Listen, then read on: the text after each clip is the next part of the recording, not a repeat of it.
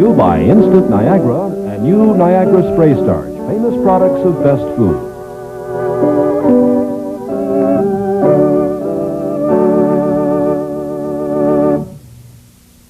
Hello, I'm from the Home Service Department of Niagara. That's an experiment that was done at the Good Housekeeping Institute to show how new Niagara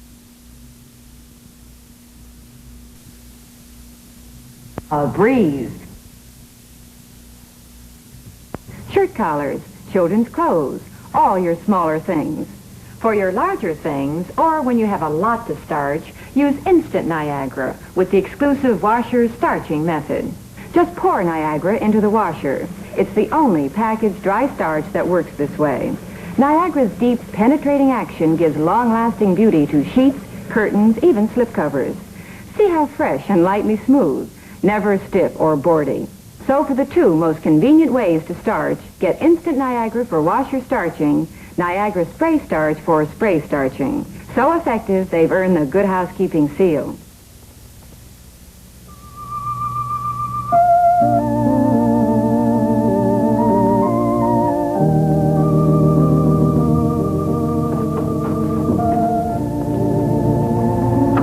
Oh, are you back already? Wouldn't say already, Mom. It's almost 9 o'clock. What's that going to be? Oh, this is going to be a bulky knit sweater for your son for Christmas. You know, sometimes I wonder about all you grandmothers. Why is it you always have to be making something for your... Well, that's grandmothers. How many of us do you know? Well, I know you pretty well. I imagine you're pretty typical. After all, you could go downtown and buy a bulky sweater. And miss all the fun of having made it. So that's it. Of course. Well, since you enjoy it so much, how about making Tom's father a king-size model? For Christmas? Well, I'm just planting the seed, Mom. The rest is up to you. Well, of course, I could go downtown and buy you one. And miss all that fun? Not you, Mom. Well, I'm not making any promises, Bob. Well, if you want it to be a surprise, you can check the size in my shirts. V-neck. Very nice. Oh, I see. Well, you know how busy I am before the holidays. I'm kidding, Mom.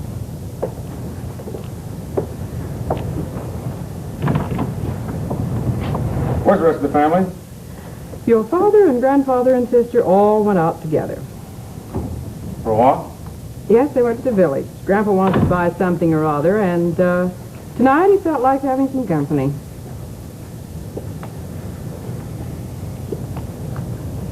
How's Lisa? It was a quick switch. You just saw her, didn't you? Actually, I just took Tom home.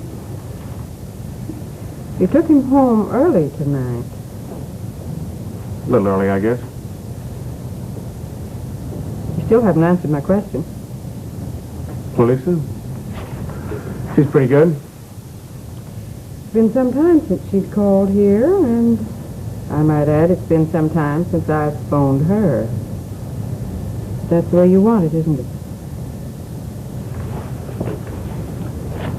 Well, isn't it? Yes, it is. And that's the way it will be. Look, Mom, do you think you could set 2 more places at the Thanksgiving table? Whom did you invite? I asked Lisa to bring Tom over. I suppose that's all right with you. You suppose it's all right with me? Well, how did you happen to invite Lisa and Tommy for Thanksgiving? Well, let's see, how did that happen? Well, I knew you wanted your grandson to be here. You knew I wanted Lisa to be here, too, didn't you? Of course. Are you telling me that's why you invited her? Did I say that? Not too long ago, when I wanted Lisa to come over for your grandfather's 70th birthday, and I suggested that you do the inviting. What kind of an answer did I get? You want her, you invite her. Evidently, you want Lisa here for Thanksgiving. Look, Mom, I'm not quite the ogre you think I am. I just didn't want to have Lisa spend Thanksgiving alone. I don't think it's right. That's very interesting coming from you. Well, Mom, stop carping at me. I think I did a very nice thing, or don't you think so? Yes, I think it was a very nice thing, dear. A very nice gesture. Maybe someday you'll tell me why you did it.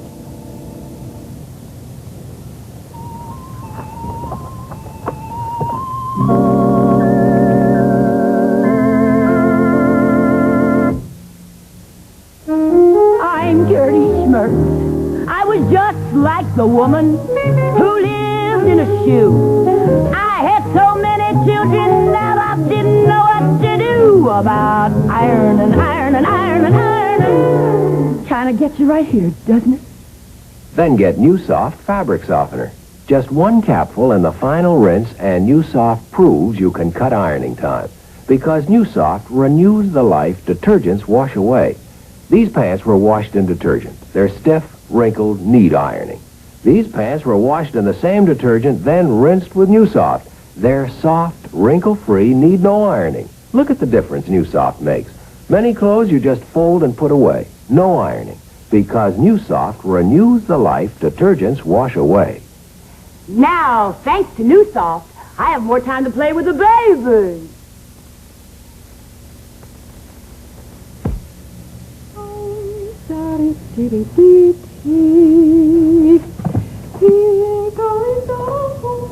What you doing, Nancy? Cleaning up in here already? Well, yes, that's right. Ain't it a little early for that? Ain't Anna coming tomorrow? No, as a matter of fact, she isn't. She called just a little while ago and said that she's sick with flu or something, so I thought I'd better get started in here now. Of course, I won't finish today. Oh, Nancy, the house is always clean. You know why? Because something is always done about it. If I let it get ahead of me... You know what I think? You do too much cleaning around here. Grandpa, do I tell you you do too much work in your workshop? Well, that's different. Can I help? If you really want to. Well, I wouldn't ask if I didn't want to. We can start putting the books back then. Oh, these poor books. They come off the shelf time and time again. They're getting worn out from coming off so often. Oh, Grandpa, stop criticizing. Oh, Nancy, you're a good housekeeper. Mm-hmm. But the trouble is, there are other things that are more important. Really? Like having a cup of coffee. How about it? Well, if you'd like to get some coffee, we'll take a break. It won't take but a minute, Nancy, and it'll do us both good. I'm sure it will.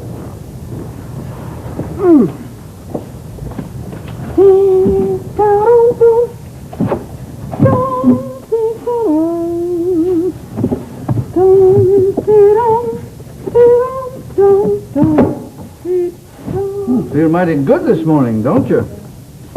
I always feel good, Grandpa. Here's your coffee. Thank you.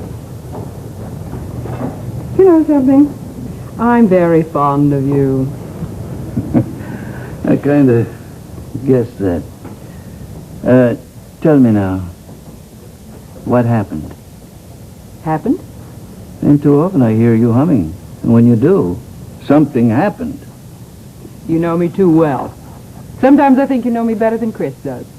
I think I do. I have some very interesting information. Your great-grandson and his mother are going to have Thanksgiving dinner with us. Did you ask, Lisa? No. Bob did. Bob? When did you hear this? He told me last night after he came home. I must say, I'm surprised. Well, frankly, I was a little suspicious. Of what? Oh, Grandpa, there has to be a reason why Bob asked Lisa, because this is the first time he's invited her here or anywhere else, as a matter of fact, since they've been divorced. Did you ask him why he invited her? He said something about not wanting her to have Thanksgiving dinner alone. He didn't think it was right. It was real nice of the boy. And I thought about it, and I gave it a great deal of thought, Grandpa.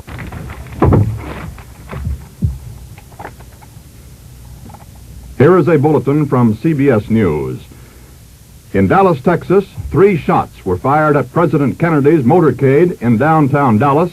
The first reports say that President Kennedy has been seriously wounded by this shooting. More details just arrived. These details about the same as previously. President Kennedy shot today just as his motorcade left downtown Dallas. Mrs. Kennedy jumped up and grabbed Mr. Kennedy. She called, "Oh no," the motorcade sped on. United Press says that the wounds for President Kennedy perhaps could be fatal. Repeating, a bulletin from CBS News, President Kennedy has been shot by a would-be assassin in Dallas, Texas. Stay tuned to CBS News for further details.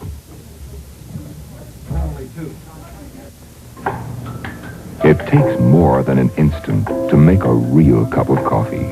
That's why Nescafe has come up with a new kind of coffee. It's more than an instant. It's new Minute Brew Nescafe.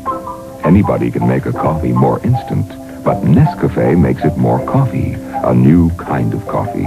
Minute Brew.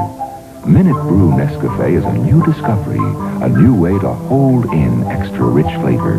So please help us. Let it brew in the cup a few seconds longer for all that extra flavor to come out. In other words, with Minute Brew Nescafe, it takes a little longer, but you get a lot more coffee.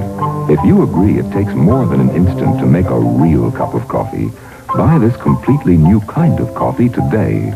New Minute Brew Nescafe. It's more than an instant, yet costs no more. New Minute Brew Nescafe.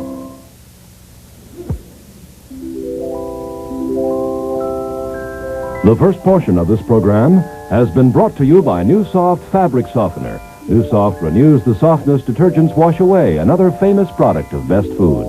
We'll continue with As the World Turns, following station identification. Follow Todd and Link to a mountain adventure with a pretty girl on Route 66 tonight on the CBS television network.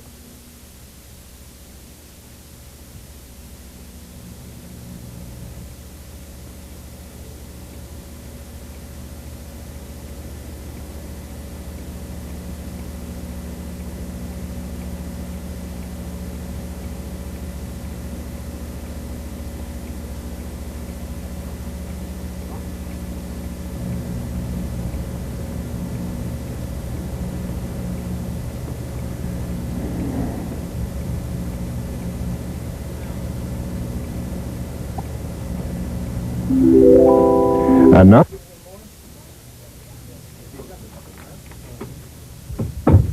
here is a bulletin from CBS News. Further details on an assassination attempt against President Kennedy in Dallas, Texas. President Kennedy was shot as he drove from Dallas Airport to downtown Dallas. Governor Connolly of Texas in the car with him was also shot. It is reported that 3 bullets rang out. A Secret Service man was heard to shout from the car, "He's dead." Whether he referred to President Kennedy or not is not yet known.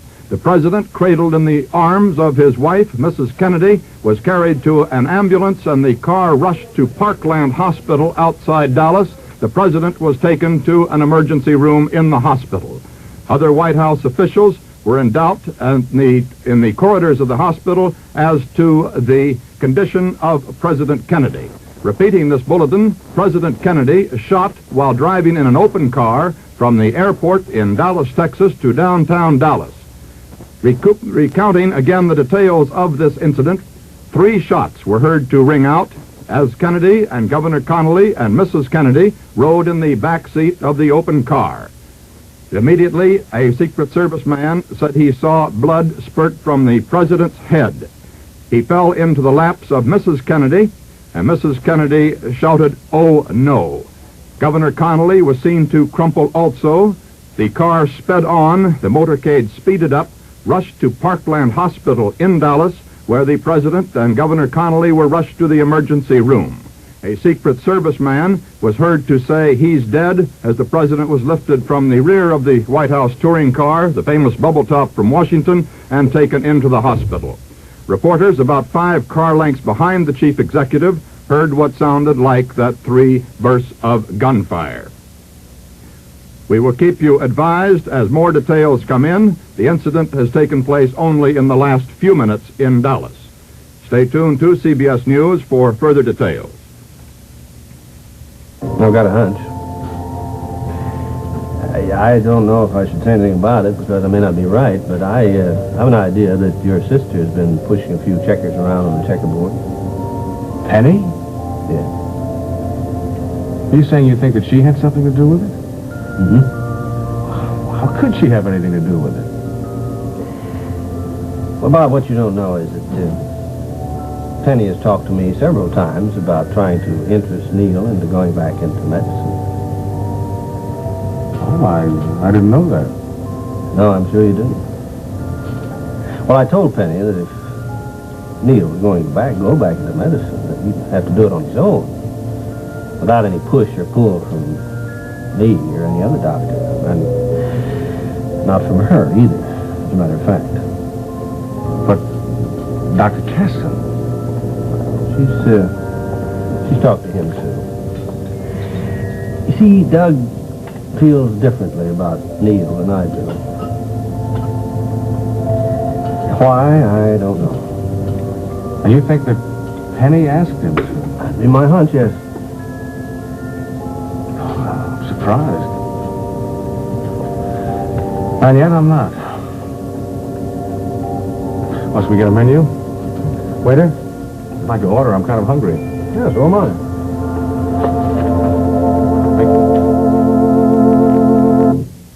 We'll return to As the World Turns in just a moment.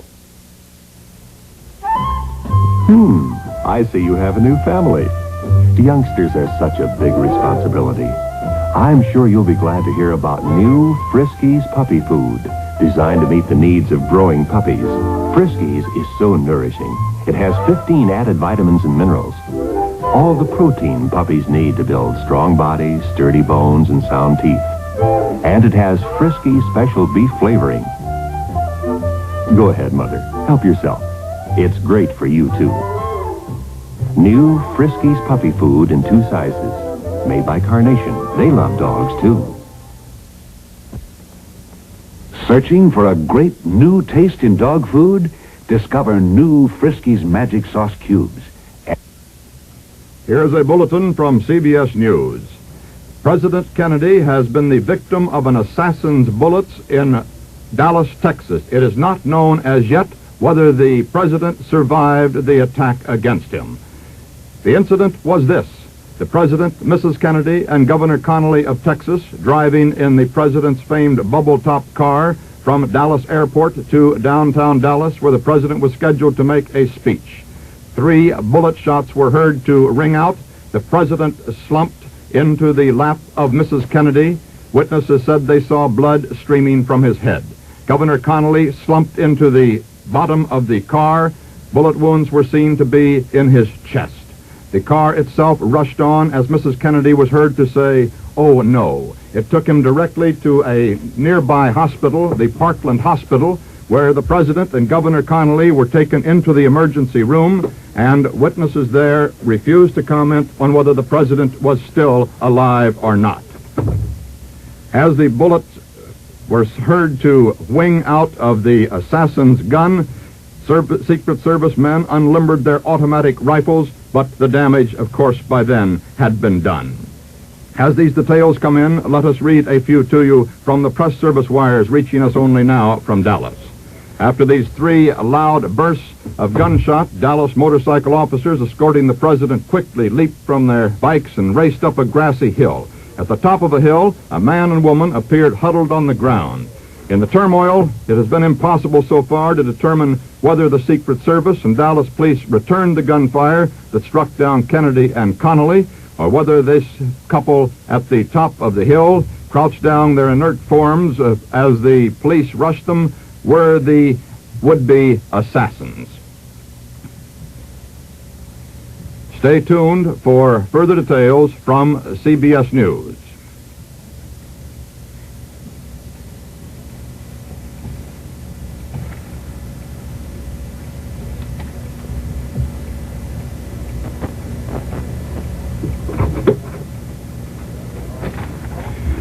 We'll bring you details now, more details on the attempted assassination of President Kennedy. Mrs. Kennedy was on her knees, we're told, on the floor of the rear seat of the car, her head toward the president, apparently leaning over and trying to converse with him. AP reporter who was with the group said that this man and woman we reported earlier were on a hilltop, were seen scrambling to the upper level of a walkway overlooking an underpass to which the car was approaching. Lawrence O'Brien, the presidential aide, says he has no information on whether the president is still alive. Mrs. Kennedy was weeping, trying to hold up her husband's head when the reporters reached the car as it dashed toward the hospital. Vice President Lyndon Johnson was in the car behind the president. There was no immediate sign that he was hurt. Repeating that, no indication Vice President Johnson was hurt. In fact, there was no evidence at all at what might have happened to Johnson, since only the president's car and its Secret Service follow-up car went on to the hospital.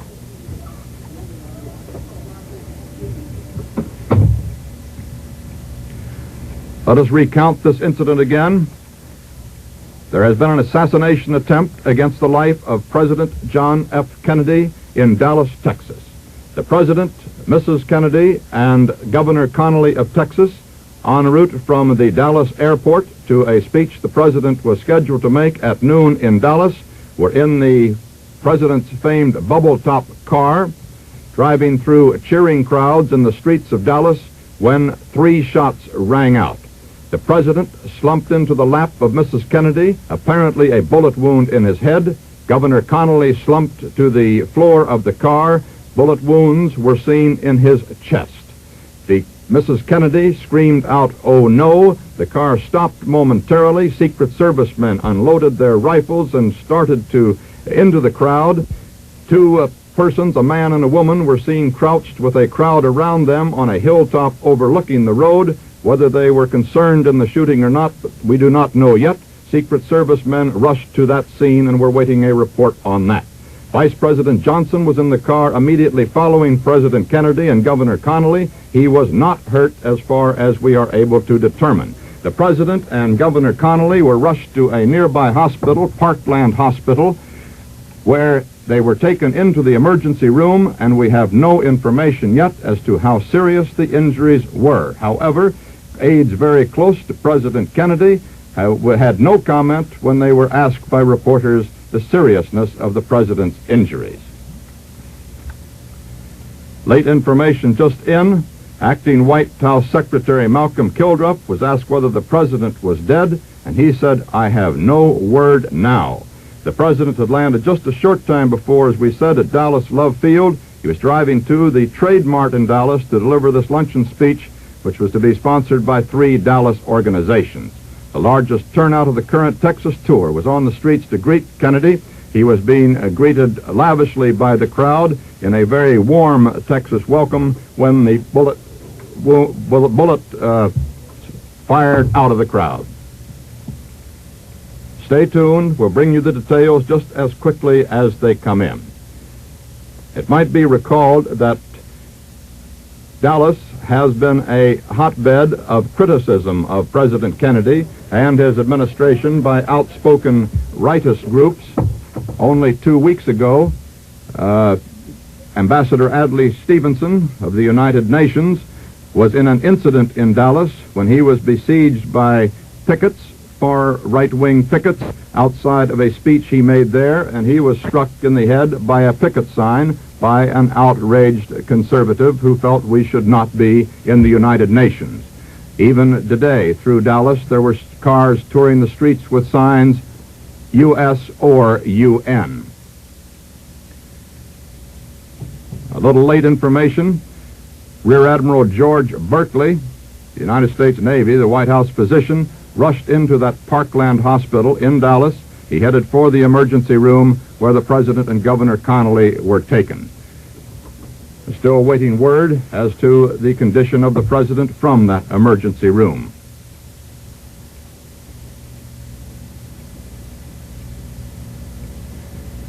Governor Connally of Texas is the young governor who managed the campaigns of Lyndon Johnson over the last several senatorial and vice presidential campaigns of Johnson's.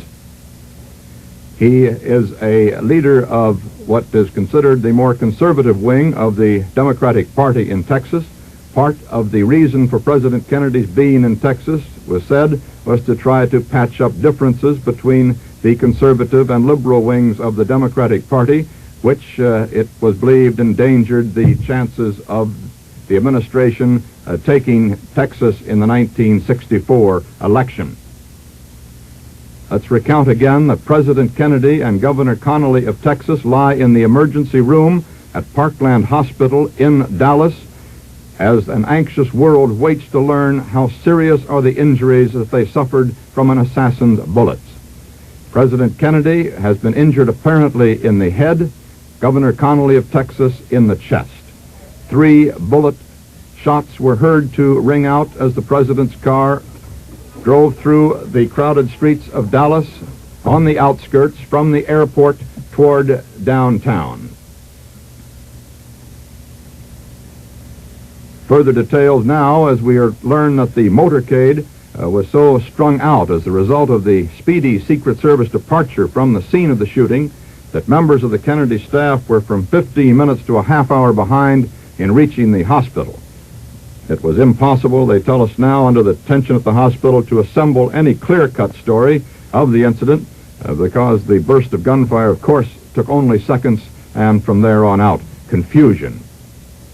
Some of the Secret Service agents thought the gunfire, however, was from an automatic weapon fired to the right rear of the chief executive's car, possibly from a grassy knoll, and that's that knoll to which motorcycle policemen were seen racing, and where the huddled figures of a man and a woman were seen on the ground with a crowd surrounding them, which suggests, of course, that perhaps this is where the shots came from. This we do not know as yet positively.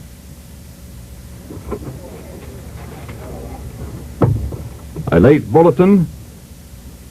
Representative Albert Thomas, the Democrat from Houston, Texas, says that he has been informed that President Kennedy and Governor Connally of Texas are still alive, or at least were still alive at the last word he had a few moments ago from Parkland Hospital. This is the first word we have had definitely from the emergency room, giving some hope that they survived this assassination attempt.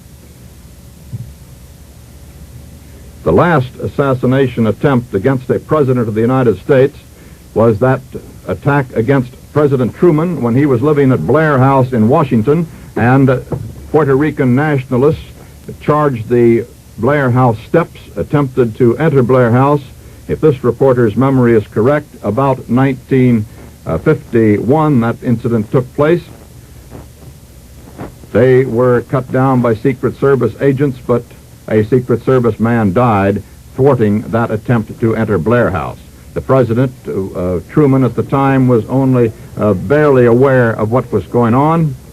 He, as a matter of fact, watched the incident from the upstairs windows after the shooting took place on Pennsylvania Avenue at Blair House. This incident recalls the incident at which Franklin Delano Roosevelt was an intended victim, and where Mayor Chermak of Chicago died in an assassination attempt in Florida, when President Roosevelt was on a tour, of course, many years ago. Recounting the episode again for you, President Kennedy and Governor Connally of Texas were shot as they were driving from Dallas Airport into downtown Dallas.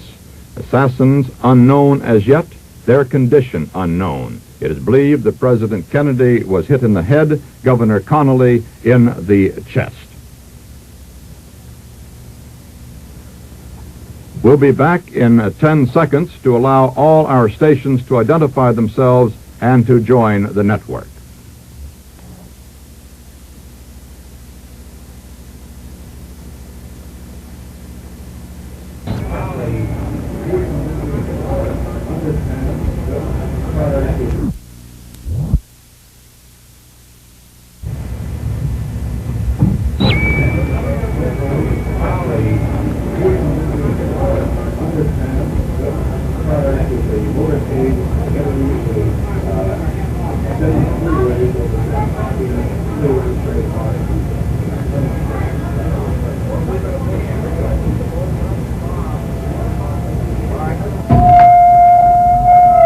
Cronkite in our newsroom there has been an attempt, as perhaps you know now, on the life of President Kennedy. He was wounded in an automobile driving from Dallas Airport into downtown Dallas, along with Governor Connolly of Texas. They've been taken to Parkland Hospital there, where their condition is as yet unknown. We have not been told their condition. At Dallas, in the downtown hotel room, a group had been gathered to hear President Kennedy when he was waiting his arrival. Let's switch down there now, where Eddie Barker of KRLD is on the air.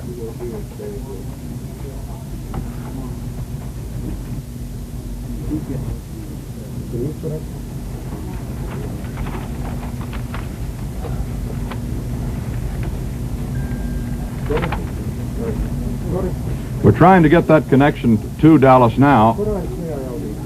Just as soon as we can get Dallas on the air, you shall see the scene at the hotel, where we understand that the audience is just being told about the incident in their city, the shooting of President Kennedy and of Governor Connolly. A word just in from Congressman Jim Wright of Fort Worth says that he understands that both President Kennedy and Governor Connolly, while seriously wounded, are still alive. Okay. Okay, go ahead, switch it. The safety precautions that were taken here at the Trade Mart, certainly among some of the most extensive that have ever been taken for the visit of anyone to this city. And as of this hour, it, of course, is all for naught due to the fact that there was an attempt made on the president's life. There had been earlier speculation that perhaps if there was any trouble, it would have come at the airport where the president, if you were watching television and listening to the radio earlier this morning, you heard that he went up to the fence, went up to the crowd, and was mixing quite closely. He shook hands with many supporters.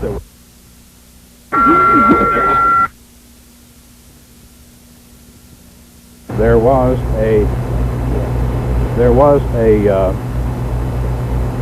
an air of congeniality on the part of the crowd. This Trade Mart is approximately 1.25 miles from the point where the attempted assassination took place. The Trade Mart, this huge market hall, is located just to the northwest of the downtown business area. The president's motorcade had taken him from the airport down Lemon Avenue, one of the familiar thoroughfares here in Dallas, to Turtle Creek, down past the Democratic County headquarters, and on into the downtown area. The procession came up Main Street, one of the three principal thoroughfares in downtown Dallas, and as it was just beginning to leave the downtown area and come out here to this hall when the attempted assassination took place. The announcement was made to the crowd just a few minutes ago as to what had transpired. No report on the condition of the president as yet. Yes, Dick? There is an unconfirmed report, Eddie, that the president is in critical condition, that Governor Connolly has gone to the operating room. This is an unconfirmed report. That the president is in critical condition and that Governor Connolly is now in the operating room. And also the fact that one of the Secret Service agents who was riding with the president was killed. Is that correct? That is the report at this moment. Dick, has there been any report as to whether or not the assassin was apprehended? Nothing on the apprehension as yet. We still have that same street corner that you mentioned to go by. That's all so far. Nothing other than the fact that at the intersection of Elm and Houston Streets, just west of the downtown area, is where the attempted assassination took place. There is a look of shocked disbelief on this crowd that has turned out for the president. Safety precautions here probably have never been greater. It was only a couple of weeks ago that an incident occurred here that caused some to think that it would have been better had President Kennedy not gone ahead with his announced plans of coming to Dallas. That was when the United Nations Ambassador Adlai Stevenson made a speech at the Memorial Theater in Dallas. You may recall that at that time there was quite a rhubarb inside the theater proper as Mr. Stevenson tried to speak. One man, a Frank McGehee, who is the leader of the National Indignation Convention, a group of extreme rightists here, tried to interrupt the ambassador, he was ejected from the hall. Then later, when Mr. Stevenson left the hall and tried to go to his car, he stepped away from his police protection for a minute and into the arms of a very hostile crowd. A woman hit him with a placard, and he was also spat upon by a 23-year-old Dalasite. This caused, of course, the fact that the precautions for the presidential visit went to extremes that have not been known here before. The report is that the attempted assassins, we now hear it was a man and a woman who fired the shots, were on the ledge of a building near the Houston Street underpass. Just from memory, that would... That was a report from Eddie Barker at our affiliate KRLD in Dallas, Texas. The scene you saw was the luncheon to which President Kennedy was en route. He was planning to address that luncheon in one of his strongest statements yet against those who, as he said, would turn the clock back, but he did not get an opportunity to make that speech. He was cut down by bullets as his motorcade approached downtown Dallas. He is now in the emergency room of Parkland Hospital in Dallas. He is remaining in the emergency room because Secret Service aides say that the facilities there are as good as elsewhere. They have moved Governor Connolly, who was also cut down by those bullets, to the operating room at Parkland Hospital. Mrs. Kennedy, who was in the car with Governor Johnson and or Governor Connolly rather, and President Kennedy, was not injured but was said to be in a state of shock and is stunned. She was heard to cry out, "Oh no," as the bullets rang out, and the president slumped into her lap with, it is reported, a bullet wound in the head. Governor Connolly was shot apparently twice in the chest, although we do not have details of their injuries. As of 10 minutes ago, a White House aide said that the president was still alive. The extent of his injury, whether it is indeed critical or not, has not been officially confirmed by doctors from Parkland Hospital. Whether the assassin has been caught or not is not known as yet either. The early reports indicate, however, that a man was arrested by police and Secret Service agents. We're awaiting further details on that. There's a picture for the motorcade wall. It's just before the incident. Thank you, Don. This picture has just been transmitted by wire. It is a picture taken just a moment or two before the incident. If you can zoom in with that camera, we can get a closer look at this picture. You can see the president in an open car. The famed bubble top was not being used today. The president out in the open on a balmy Texas day. It had been raining earlier in Fort Worth when he made an appearance there to cheering crowds in a parking lot there. And earlier in the day, in this festive day, Mrs. Kennedy had made an appearance at a breakfast there, too, and was wildly cheered. You see the president here, the motorcycle policeman who undoubtedly was deeply involved in this matter before it was all over, immediately behind. And right over in here, you can perhaps see some of the Secret Service agents who were undoubtedly involved as well. They were not able to prevent the president being shot. Switch back to Dallas. There are prayers now for the president. We're now going into that Dallas luncheon the president had planned to address. Let's go back. Prayers, we understand, are underway. When you get this thing back, the judge takes you up. It's an unidentified guy that said he was standing across the street. The members of their family.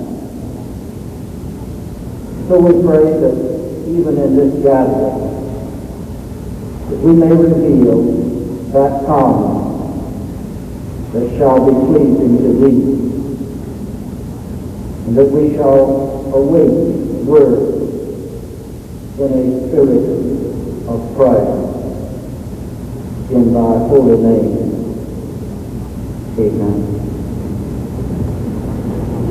That was the Reverend Luther Holcomb, who is the Executive Secretary of the Dallas Council of Churches, and who was to have given the invocation here for the President's address today. As you can imagine, there are many stories that are coming in now as to the actual condition of the President. One is that he is dead. This cannot be confirmed. Another is that Governor Connolly is in the operating room. This we have not confirmed. Another is, and apparently this is correct, that one of the Secret Service agents whose job it was to guard the life of the president was killed in his line of duty. The president was whisked from the scene of the attempted assassination, or assassination depending upon his condition, of course, at this hour, by bus to Parkland Hospital, which is located about 1.5 miles from this site, which would make it about 3 miles from the site of the shooting. It is a city-county hospital here, and the president undoubtedly is in the emergency room at that hospital, which would be on the first floor of Parkland. No word as yet. We are awaiting something more official. It is, of course, difficult, certainly, to go on scanty reports of something like this. This is the first time that the life of a president has been taken, or possibly taken, in some time. Am I too close? Of course, the time in the House of Representatives when the Congress was shot up for a while. As my memory serves me, I think there have been 3 assassinations in the history of presidents. President Lincoln, of course, President Garfield, and President McKinley, the 3 who have died by the hand of an assassin while in office. The crowd now beginning to get up and leave. Most of them, of course, unsure, as we are at this time, as to just... That was Eddie Barker at our affiliate KRLD in Dallas, Texas. This is Walter Cronkite back at the CBS newsroom in New York. We have just been advised from Dallas that blood transfusions are being given to President Kennedy. However, 2 priests have been called for and have entered the emergency room at Parkland Hospital, where he rests after the assassination attempt, which now was about a half hour ago. Mrs. Kennedy and Mrs. Connolly are stunned, but they are at the bedsides of their husbands at Parkland Hospital. As we told you, President Kennedy lies in the emergency room. Governor Connolly of Texas, also shot, has been taken to the operating room. Members of the White House staff have gathered in the waiting room at Parkland Hospital in the buff-walled hallways there. They're standing around now waiting for the word from the room. There was a report that a person had been arrested in this assassination attempt, and KRLD in Dallas did get an audio tape, did an interview, that is, with a man who said he saw the arrest. Let's listen to some of that interview. Building, and as I told you earlier, a youngster said that he saw a colored man fire 3 times from the window of that building. I was in a car in the presidential caravan, about 7 cars behind the president's car. As we made the turn here at the intersection of Elm and Houston, I heard first a loud report. It sounded to me like a giant firecracker. Then in quick succession, 2 more. Immediately in front of me, I saw people begin to fall on the grass and run for bushes in a park area here. Then police officers ran on the scene, and there was a wild general search throughout this entire neighborhood.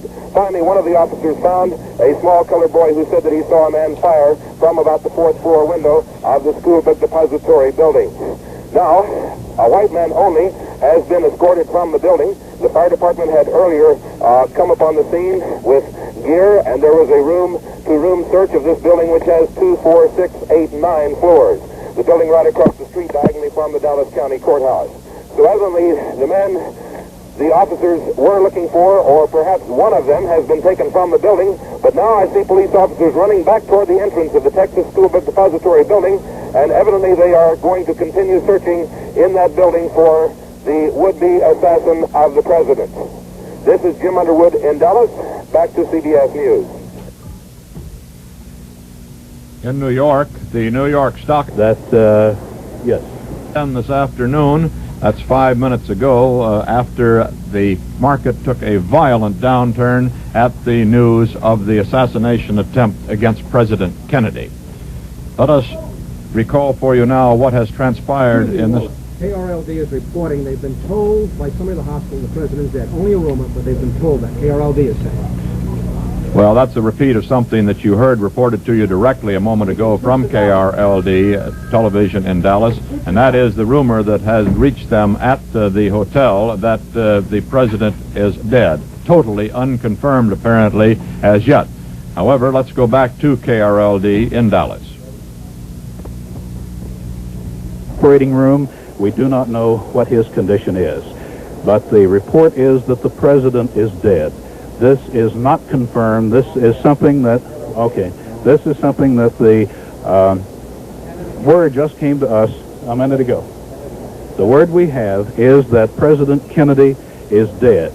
This we do not know for a fact. The word we have is that he is dead, that he was shot by an assassin at the intersection of Elm and Houston Streets, just as he was going into the underpass. The word we have is from a doctor on the staff of Parkland Hospital who says that it is true. He was in tears when he told me just a moment ago.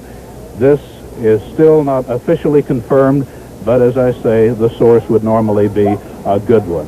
President Kennedy on his second visit to Texas. The first time he came here, actually the third time. I remember he came here when he was a senator from Massachusetts a few years ago. And I recall the time he came into the airport here, and there was no one on hand to meet him.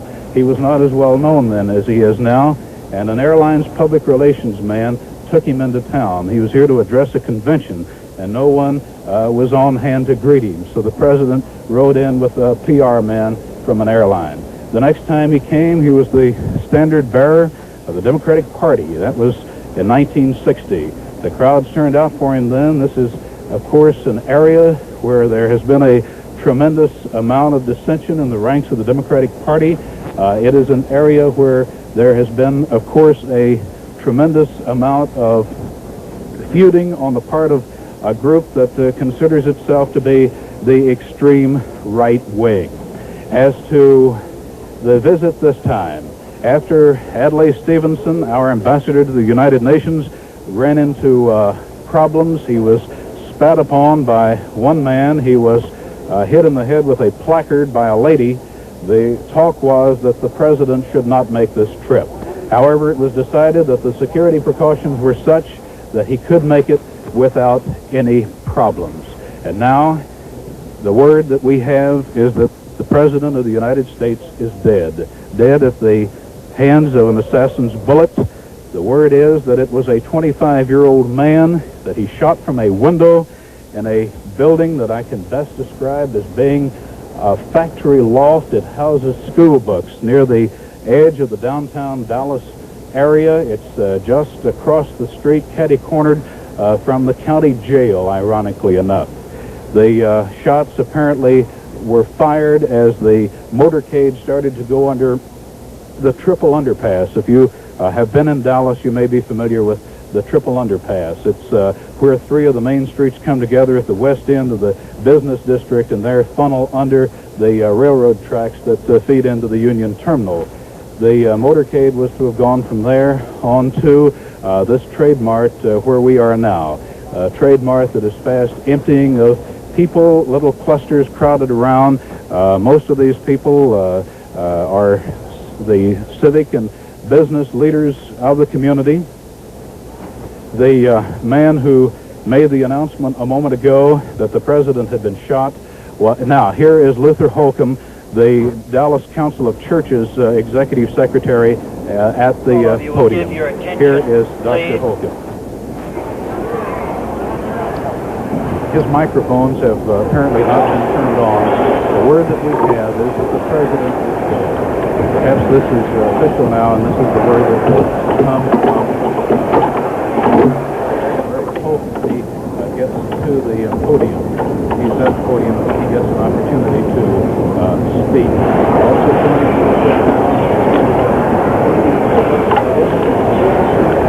it is official. The President of the United States has been assassinated in Dallas, Texas. He fell victim of an assassin's bullet just as his motorcade went to go into the underpass just west of the downtown area that would lead him to this site that had been prepared for his luncheon. Now to the podium. We do want to commend the spirit that has prevailed as each of you is visiting one with another. But as we conclude this meeting, as I have said before, we're all stunned, we're speechless.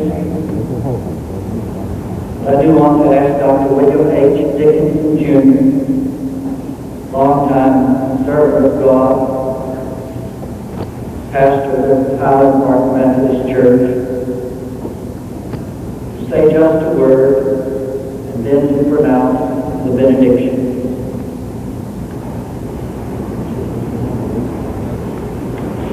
There are no words to express what we're feeling. We are all conscious of the fact that we face an issue and some responsibilities as citizens today which we cannot face without the strength and the wisdom and the patience of our God. Will you bow your heads? Draw near us, O God, and sustain us with thy presence, and grant unto us wisdom, strength, courage, to live in keeping with thy law, and to live as free men. Amen. Dr. Dickinson, the pastor of one of the largest Methodist congregations in the world, the word was not given to the crowd, but we understand that the president is dead. This we do not have an absolute confirmation on, but this is the word that we have. As we said a few minutes ago, he apparently died in the operating room at Parkland Hospital, which is the city-county emergency hospital here, located about 1.5 miles from this building. The president and his party have been in Texas now since yesterday. They arrived in San Antonio, then to Houston, then to Fort Worth last night. He walked into a big crowd of some 6,000 to 8,000 this morning in a parking lot in downtown Fort Worth. The fears here were that had the president had a problem in Dallas, it would have been at the airport upon his arrival. But that was Eddie Barker at our affiliate KRLD in Dallas, Texas, speaking from the room where President Kennedy had been scheduled to make an address to 3 Dallas organizations, but an assassin's bullets cut him down on the way to that meeting from the airport. Here is what happened this morning just an hour ago. It has been 1 hour since that electrifying flash came over the wires that bullet shots had been heard to ring out in the Kennedy motorcade. President Kennedy arrived at Dallas Airport from Fort Worth, Texas. It was the 3rd stop on his swing of Texas that began yesterday, a swing that up to then had been wildly greeted by thousands of Texans. He had been given a warm Texas welcome. He arrived at the airport and with Mrs. Kennedy and Governor John Connally of Texas climbed into an open limousine to drive through streets crowded with cheering Texans. About 2/3 of the way to the downtown hotel where he was scheduled to make a speech. As his car approached a railroad underpass, 3 shots were heard to ring out. Mrs. Kennedy was heard by reporters nearby to scream, "Oh no!" The president, blood gushing from a wound in the head, slumped into her lap. Governor Connally slumped onto the floor of the limousine. It was later determined that he had wounds in the chest. We also have just heard that perhaps Vice President Johnson was wounded in the arm in this incident. He was seen entering the hospital, at least, holding his arm, and has not been seen in the corridors of the hospital with the waiting White House aides since. At any rate, after that shooting incident, of course, pandemonium broke out.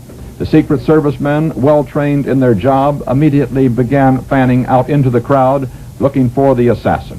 A report has it that the man has been arrested, that he was operating from a 2nd floor window, oddly enough, catty-corner from the county jail, fired from that window almost down into the limousine like it is said shooting fish in a barrel. The limousine speeded up then and was used under police escort, of course, to rush the president to a nearby hospital, Parkland Hospital. He and Governor Connolly were taken into the emergency room of the hospital. Shortly afterwards, Governor Connolly was removed from that room and taken to the operating room of the hospital. The president left in the emergency room because aides said that the facilities there were quite adequate. The president's own physician rushed into the room shortly after that. He was on the tour with the president. Pints of blood have been rushed into the room for transfusion purposes, and 2 priests were called to the room. There is the report in Dallas, you heard from our affiliate there, Eddie Barker, that the president is dead, but that has not been confirmed by any other source. And as late as 15 minutes ago, it was reported by aides outside in the corridor that he was still alive. The extent of his injuries, whether they are indeed critical or not, is not known either. It was just an hour ago that the incident took place. We have just learned, however, that Father Huber, one of the 2 priests called into the room, has administered the last sacrament of the church to President Kennedy. Regarding the probable assassin, the sheriff's officers have taken a young man into custody at the scene, a man 25 years old. We just have a report from our correspondent Dan Rather in Dallas that he has confirmed that President Kennedy is dead. There is still no official confirmation of this, however. It's a report from our correspondent Dan Rather in Dallas, Texas. Vice President Lyndon Johnson, as we said, has not been seen in the corridors of the Parkland Hospital. He was said to be by some to perhaps have been slightly wounded in the arm. He was seen going into the hospital holding his arm at any rate. Mrs. Lyndon Johnson says that the vice president, though we just have this information, is fine. Mrs. Lyndon Johnson was taken back into another first-floor room where Johnson originally had gone and asked if her husband had been wounded. She has replied negatively. Secret Service operators then took her away, and there were no more questions permitted. The vice president is on the scene. If, as Dan Rather reports, it turns out that President Kennedy has been assassinated, is dead from the injuries suffered an hour ago in Dallas, Texas. We have no further information on the condition of Governor John Connolly of Texas, who was shot in the chest by this assassin's bullets. He was taken to another room of the hospital, and no further information on him so far. Mrs. Kennedy was in the car, as we said, with President Kennedy. He slumped into her lap, and she is said to be bearing up reasonably well. Stunned, but not in a state of shock as yet. She was seen crying in the corridors of the hospital. Bill Stinson, an assistant to Governor Connolly, says he talked to the governor in the hospital operating room. He says the governor was shot just below the shoulder blade in the back. Stinson said he asked Connolly how it happened, and he said, "I don't know, I guess from the back. They got the president too." Stinson said that he asked Connolly if there was anything he could do, and Connolly replied, "Just take care of Nellie for me." Nellie is Governor Connolly's wife. Governor Connolly could very possibly have been shot in the back with the assassin's bullets still coming from the front of the car. He rode in a small jump seat in the center of the back of the specially built presidential limousine, specially built for such public performances such as this. As a matter of fact, the car is so built that the president sits higher than he would in a normal automobile, so that the crowd can get a good look at him. But, as it turned out today, so that an assassin can also get a good shot at him. Further information here. The Catholic priest who helped perform the last rites, Father Huber, Dallas, said that he did not believe the president was dead at that time. The priest left the emergency operating room at Parkland Hospital and walked out of the hospital. There has been, just a moment, that information does not bear directly on the condition of President Kennedy. It comes from Kansas City, Missouri, where our affiliate KCMO says that Mrs. Bess Truman has told KCMO that former President Truman is too upset to comment on today's tragic developments. As we said, there has been no word at all on the official word from the doctors at Parkland Hospital or the White House staff on the extent of the president's wounds. Mrs. Kennedy is in the hospital, as we said. So is Mrs. Connolly, the governor's wife, as are indeed most members of the White House staff. He was carrying a large staff with him on this tour to Texas. It is believed that a gap in the motorcade perhaps saved Vice President Johnson from being a target of the assassin today. The gap had opened up in the motorcade just before the assassin's bullets rang out. The priests who were with Kennedy, the two priests who were with Kennedy, say that he is dead of his bullet wounds. That seems to be about as close to official as we can get at this time. They did see the president just a few moments ago, and this is the bulletin that has just cleared from Dallas, that the two priests who were in the emergency room where President Kennedy lay after being taken from the Dallas street corner where he was shot say that he is dead. Our man Dan Rather in Dallas reported that about 10 minutes ago, too. I'm lying down there, Walter. This is the picture under it, right there. There's another picture taken just moments, split moments before the assassination attempt is here. Let's see if we can get a real close-up of that picture. It has just arrived. It shows a smiling Mrs. Kennedy and the president in the front seat of the car, in the back seat of the car. Mrs. Connolly and Governor Connolly you cannot see behind Mrs. Connolly. The assassin took dead aim. He got the president apparently with the first shot in the head, and then Governor Connolly with the next two shots. As we've reported to you, the New York Stock Exchange has closed as a nation. If these reports are true, prepares to go into mourning. The stock exchange closed after prices began tumbling as word spread rapidly through the floor of the exchange of this event in Dallas. All stock exchanges apparently are now closed. The New York Cotton and Wool exchanges, the American Stock Exchange, the coffee and sugar exchanges are closed. Recounting for you again the succession of events. In Dallas, Texas this morning, President Kennedy and Governor Connolly of Texas shot as their motorcade proceeded from Dallas Airport to downtown Dallas, where the president was scheduled to make a speech. The assassin perhaps succeeded, word is that he did, in killing President Kennedy. The president taken to Parkland Hospital, where a moment ago two priests left the room and said they understood the president was dead. Our own reporter in Dallas also says that he has information that the president is dead. This official word has not come, however, from Parkland Hospital as yet. A Secret Service man was also killed in the fusillade of shots that came apparently from a second-story window. Now from Washington, government sources say that President Kennedy is dead. Those are government sources, still not an official announcement. But government sources in Washington, the priests who left the emergency room, our correspondent Dan Rather in Dallas, say that this is the information that the president is dead. A television newsman, Hal Luff, said that he looked up just after the shot was fired and saw a rifle being withdrawn from a 5th or 6th floor window of a nearby building.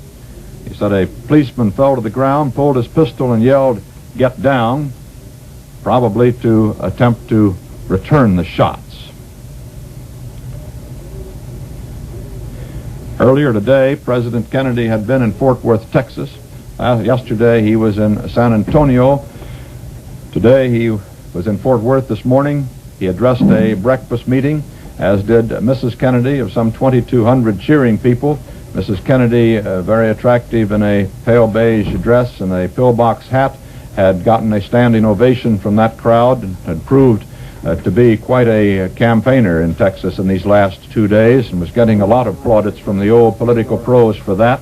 President Kennedy himself rose rather early and went out into a parking lot near the hotel in Dallas, where he addressed informally a rather large crowd of people and had pleased them with his quips about the fact that he was sorry that he could not bring Mrs. Kennedy with him down to that particular meeting, but that it took her a little longer to get organized than it did him, but that, as he said, it's worth it.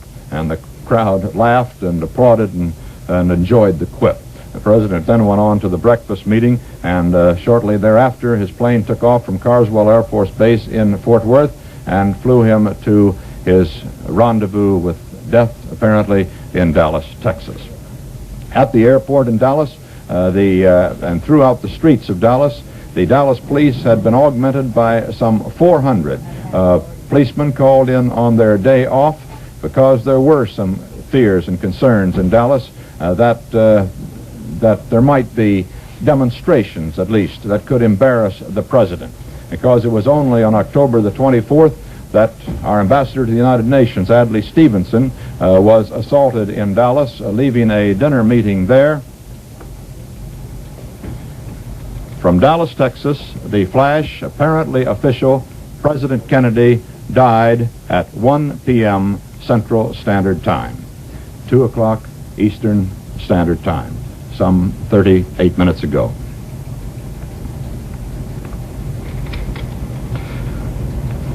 Vice President Lyndon Johnson has left the hospital in Dallas, but we do not know to where he has proceeded. Presumably, he will be taking the oath of office shortly and become the 36th President of the United States.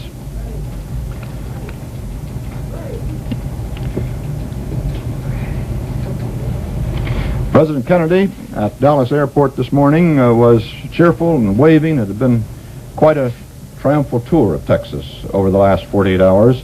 There were hundreds of people crowded around the president at the airport, wildly cheering. There had not been any outstanding demonstrations. Nothing like that, the demonstrations that greeted Adlai Stevenson, our UN ambassador in Dallas, as I was telling you a moment ago, on October the 24th, when a lot of banners saying, get out of the UN and coexistence is appeasement and that sort of thing, greeted him at a meeting. He was greeted by hecklers in the Dallas auditorium where he spoke, and then as he left the hall, a lady demonstrator there hit him over the head with one of her picket signs. He wasn't badly injured, but he was obviously shaken by the experience. The lady later said that she was pushed from behind, and that's why the sign fell and hurt Adlai Stevenson, or rather struck him. He wasn't badly hurt. As we told you a moment ago, President Kennedy was assassinated in Dallas, Texas today. He was shot in Dallas at 12:25 as his car proceeded through the crowded streets of Dallas. He died 35 minutes later in the Dallas Parkland Hospital. Governor John Connally of Texas was also shot by the assassin. The condition in which Governor Connally now is, we do not know as yet, but apparently he is conscious and has talked to an aide there. Vice President Johnson was in a following car and was apparently not hurt. He has left the hospital and has gone to an unknown destination where it is assumed he will shortly take the oath of office as the President of the United States. Some pictures of the President this morning. We have also, we're beginning to hear now from points around the world, of course, in a succession of messages that will be coming in. Dan Shore reports from Paris that, from Germany, that Prime Minister Erhard of Germany heard the news en route back to Bonn from Paris, and Of course, Dan Shore said, not knowing at the time that he cabled us a few minutes ago that the president was dead, said that Earhart would probably postpone his visit to Washington. It seems almost certain that that would be the case now. Here are some pictures taken of President Kennedy earlier today.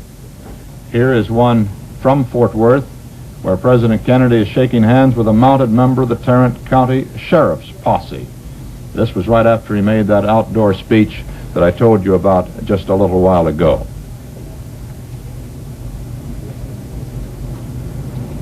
And another picture of the President and Mrs. Kennedy at that Chamber of Commerce breakfast at Fort Worth, about which I was telling you.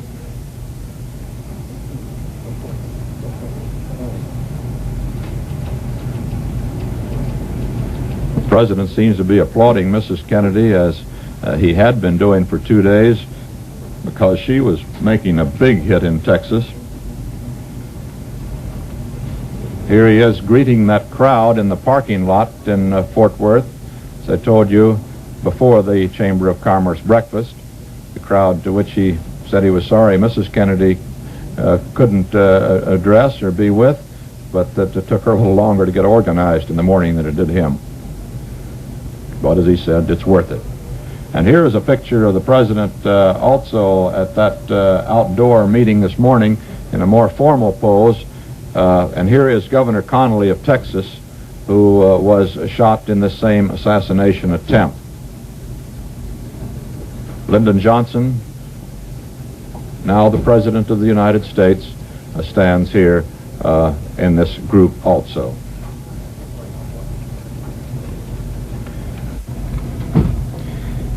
Apparently, the police are not convinced that they have the assassin, the young man who they are questioning. They have spread a giant dragnet around the city of Dallas, and they say that they're searching for a white man, about 30, of slender build, weighing about 165 pounds. They say that he apparently shot the president with a .30-30 rifle. That's a very high-powered and accurate rifle, which is a very popular rifle among the game hunters of Texas. Senator Yarborough of Texas said to have collapsed in sobs as he told reporters of the slaying of President Kennedy.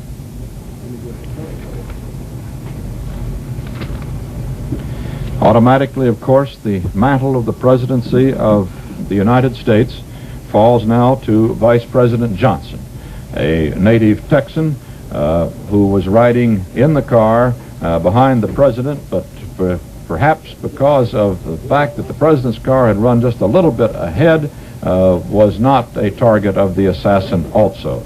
The assassin, who apparently was a very good shot, shooting from a 5th or 6th floor window across the street, it is believed, so that his aim had to be over at least 100 feet, it would seem, perhaps more, drilled the president in the head and Connally in the chest. And if the vice president had been closer, perhaps he would have had time for a shot there too.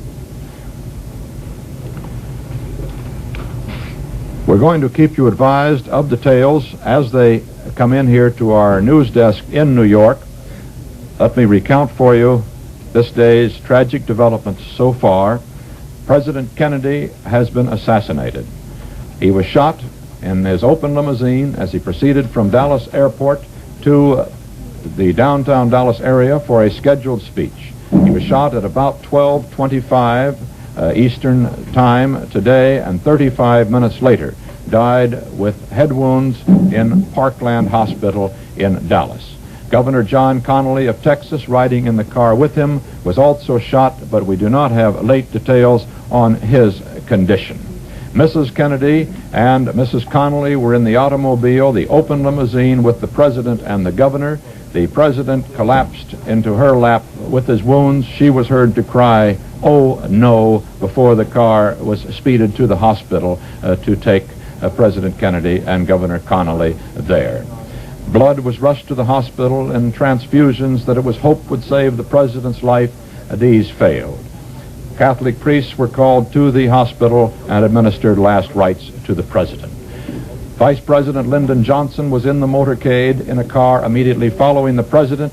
He is in Dallas and presumably will take the oath of office as this nation's 36th president there in Dallas very shortly. The assassin, we do not know whether he has been caught or not. There is a dragnet out for a man, however, in Dallas who has been described as a white man, about 30. He apparently fired from the 5th or 6th floor window of a building on the motorcade route, firing almost directly down into the automobile carrying the president. President Kennedy is dead of an assassin's bullet in the 46th year of his life and in the 3rd year of his administration as President of the United States. This is Walter Cronkite at our CBS newsroom in New York. And now if Charles Collingwood is standing by, Charles will sit in here to keep you advised of further details as this tragic day goes on. Charles?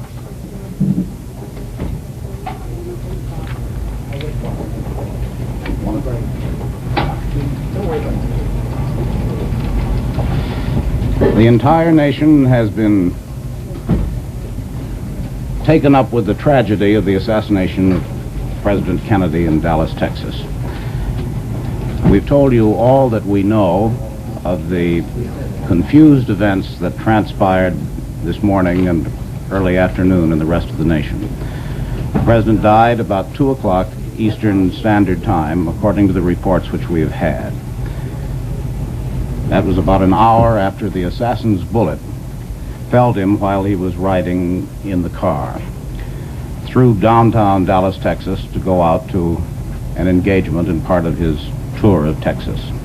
You've heard the reports that Governor Connolly was also wounded, though apparently not as seriously, and that Vice President Lyndon Johnson, who was in the motorcade, apparently not wounded, will soon be taking, at some undisclosed spot, the oath of office as the 37th President of the United States. Mrs. Kennedy, who was riding beside the President, into whose lap the President fell when he was shot, is still at the hospital. She was not harmed. The White House spokesman has refused to comment on her condition. Vice President Johnson was, of course, under heavy guard by the Secret Service officials who were with the presidential party. He went to the hospital and then was taken from there by White House officials to another spot in Dallas, Texas. The Secret Service has always known that it is impossible completely to protect the President of the United States on occasions such as this. There's always been the chance that any president might be killed in a crowded situation with windows overlooking the street in an open car, such as presidents of the United States customarily travel, trusting in the good faith of the fellow citizens of this country. President Kennedy, we are told, was shot in the right temple. And according to Dr. George Berkeley, the White House medical officer, the White House physician, it was a simple matter of a bullet right through the head. The shooting, as we have told you, occurred as President Kennedy and his wife, riding with Governor Connolly of Texas and Mrs. Connolly, were riding in the familiar White House bubble top, which is usually shipped from Washington, in which the president can ride, which is equipped with facilities for the Secret Service to ride along with him. Was shot in that open car as he drove through the crowd of approximately 250,000 people in downtown Dallas. As it neared a triple underpass, which leads out from the center of Dallas toward the Trade Mart where the president was to address a luncheon, there were several bursts of gunfire. Most of the witnesses agree that there were 3 clearly audible. And the president and Governor Connolly of Texas slumped into the seats of the limousine. The new president, Lyndon Johnson, and Mrs. Johnson left the hospital where they went with the presidential party. Newsmen have had no opportunity to question them. The horror of the assassination was mirrored in an eyewitness account by Senator Ralph Yarborough, a Democrat of Texas, who had been riding 3 cars in the long motorcade behind President Kennedy. He told reporters, "You could tell that something awful and tragic had happened." Senator Yarborough's voice was breaking, his eyes red-rimmed, as he said, "I could see a Secret Service man in the president's car, leaning on the car with his hands in anguish, anger, and despair. I knew then," said Senator Yarborough, "that something tragic had happened." That was the way the news came, not only to those of us far away from Dallas, but to those in the presidential entourage itself. It happened so quickly, the cars were separated. It was not clear at first where the shots came from. That confusion resulted there and everywhere else, and there are still a great many loose ends to be tied up. The president apparently died 30 minutes, roughly, after the shot was fired. Governor Connolly, who was wounded twice, apparently through the back, was reported in satisfactory condition. Presumably, the White House staff and President Johnson will go through some time in the next few minutes, if indeed it has not already happened, with the ceremonies of taking a formal oath of office to succeed the slain president. One reporter on the scene said that he saw a gun emerge from an upper story of a warehouse which commanded the presidential route through Dallas. John F. Kennedy was the first president to be assassinated since William McKinley was shot in 1901. It was the first death of a president in office since Franklin D. Roosevelt died of cerebral hemorrhage at Warm Springs, Georgia in April 1945. At that time, Vice President Truman was in Washington and was able to take the oath of office in the White House in a fairly short time. Undoubtedly, Vice President Johnson will succeed to the presidency through an oath of office in Dallas, Texas this afternoon. Police have already spread a dragnet around the city searching for the assassin. The man being sought, yes? Bob Trout is just taking a walk through Manhattan, reaction of people in the streets and things. Come, Bob. I want to put the mic between the two. Yeah. Like most Americans, Bob Trout was caught unawares and went through this city of New York unawares by this. Bob, what did you see? Well, I had heard, Charles, a few moments ago, and I just took a walk of almost a mile through Fifth Avenue and Madison Avenue here in New York City. And it was curious, there's not a single shop closed. When Franklin Roosevelt died so suddenly, the shops, somehow the word got around, the shops closed, and there were pictures of Mr. Roosevelt in shop windows in Fifth Avenue draped in black. But I haven't seen a thing like that. No bank is closed. The post office is open here very close to this building in Lexington Avenue. And most people are going about their business as if they hadn't heard yet, but the automobile radios are blaring out. And when a car stops, people form little knots around it, you know, when it stops for a red light. But the strange thing is that some people have heard, and about every other block or so, you see people weeping openly in the street. I saw one man leaning against a lamppost with a handkerchief pressed to his eyes. And in two churches nearby, one is St. Bartholomew's and Park Avenue, one St. Thomas and Fifth Avenue, people are streaming in, and most of them weeping as if they're going in to pray. The only church bell I heard is on the Catholic church quite close by on 43rd Street, which is now tolling, which is just outside this building, actually. It's very odd. About 9/10 of the city going about its business as if it doesn't quite know. And, oh yes, I passed a school building, and the school had just come out, and every school child was weeping. The girls, they had handkerchiefs, the boys were crying, everybody was weeping as he came out, all the children. But most people seem as if they don't know, the ones that do, very, very deeply affected.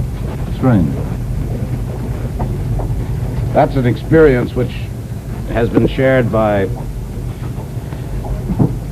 something like 150 million people, isn't it? As the news came at this hour when people were having lunch or going about their ordinary affairs. We still have no fresher reports from Dallas of what is transpiring there. It is, as far as we know, official and without doubt that the President of the United States has been assassinated and is dead as the result of an assassin's bullet in Dallas, Texas. CBS News will stay on the air live from this newsroom in New York City throughout this day to keep you up to the minute on the latest developments in the assassination of the President. Vice President Johnson, who was with the presidential party, is expected to take the oath of office as the 37th President of the United States at any time this afternoon. The word, of course, has begun to spread throughout the world. In Rome, Cardinal Francis Spellman, there for the Ecumenical Council, said that he is shocked and grief-stricken to hear of President John Kennedy's death. And as this afternoon goes on and as the word reaches leaders throughout the world, there will be many more messages of that kind.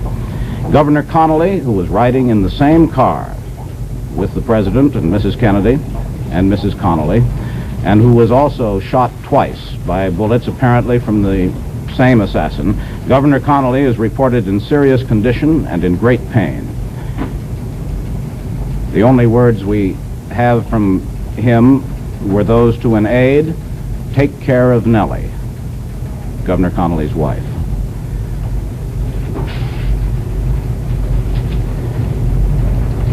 President Kennedy died apparently about half an hour after being wounded in his car driving from downtown Dallas toward the Trade Mart where he was to make an appearance.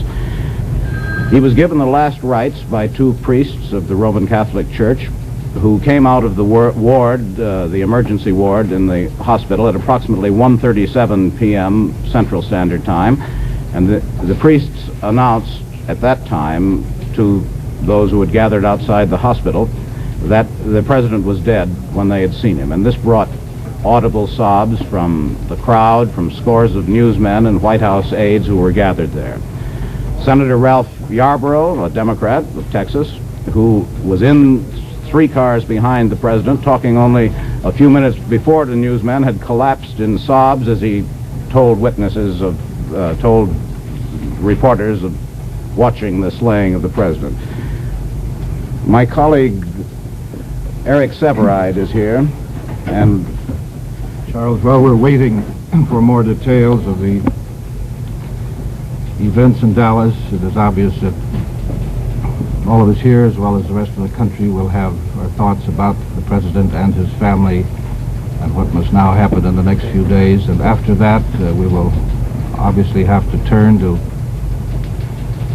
along with the rest of the world, the consideration of the man who will be the new president of this country. Mr. Kennedy was the first president born in this century. Mr. Lyndon Johnson will be the second. He's in his mid-50s. It is clear from the evidence of recent years that Mr. Johnson's health is very good in spite of that heart attack of some years ago, which he suffered outside Washington, and when for a while his vigor was considerably reduced. He is in perfectly good state of fitness now, so far as all his friends and the doctors and everyone can testify. He's a man very much of Mr. Kennedy's persuasion on both domestic and foreign affairs. He is well traveled in this world, well acquainted with the leaders of the rest of the Western world. Mr. Kennedy, you know, was the new young force among world leaders, so much younger than those in France, in Britain, in Russia, or Germany. And Mr. Johnson will be still, I think, the youngest, except perhaps the new Chancellor of Germany. But on the whole, the older men of an older time will still be in power. I think you perhaps have a new bulletin there, Charles, and if that is important, I'm sure you want to go with it. Well, Eric, the bulletin is that our correspondent in Dallas, Dan Rather, reports that the Dallas police have arrested a 30-year-old man who was found with a weapon in his possession. No other details are known at the moment, but a man has been arrested carrying a gun, And naturally, the entire machinery of law and order in Dallas, both on the city, state, and federal level, have gone into action to try to apprehend the assassin and those who helped him. The bulletin is that a 30-year-old man has been arrested. One might say at this point that it is very much to be hoped that this assassin, whoever he is not connected with any particular political group, a so-called hate group or otherwise. This will result in a very great rending of the political flesh of this country. And the men who shot Lincoln, Garfield, McKinley, and Theodore Roosevelt, who spoke for an hour with a bullet in his chest once, non-fatal, were all purely individuals of an erratic and perhaps insane type, as well as the man who tried to shoot President Franklin Roosevelt in Florida in 1933 and did kill Mayor Cermak of Chicago at that time. We can hope at this point that this person, whoever he is of a similar stripe, and that there were no coherent political motivations or connections with this man. Otherwise, I think it's going to be very rough, don't you? Unquestionably, this is going to have an absolutely imponderable effect upon the political situation and upon the public attitude toward the causes in which the president was interested. In a sense, President Kennedy's assassination came out of the same venomous and supercharged attitudes that brought about the assassination of President Lincoln. Like that of President Lincoln, it was based on, perhaps at least, upon a racial issue. We have a bulletin from Texas now, which has to do with Governor John Connally, who was wounded riding in the same car. Governor John Connally has undergone an operation for the gunshot wounds in his chest.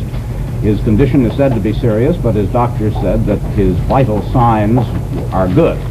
A doctor said that Connally had a good pulse and that his respiration is satisfactory.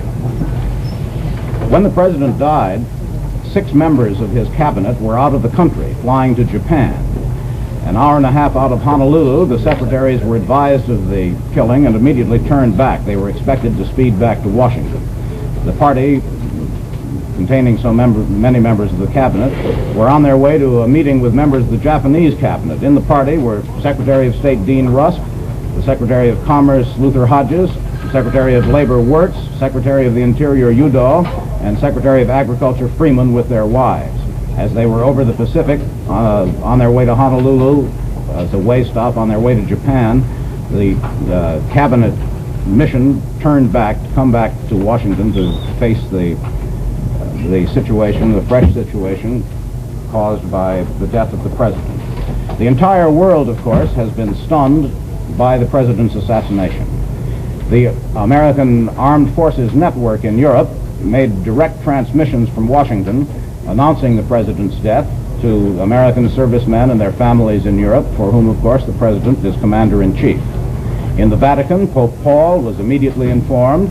News of the murder was received with dismay at the North American College in Rome, where the vice rector, Monsignor Chambers, said that he would inform the American cardinals and prelates who were dining at the moment. There's a 6-hour time difference between this country and Rome.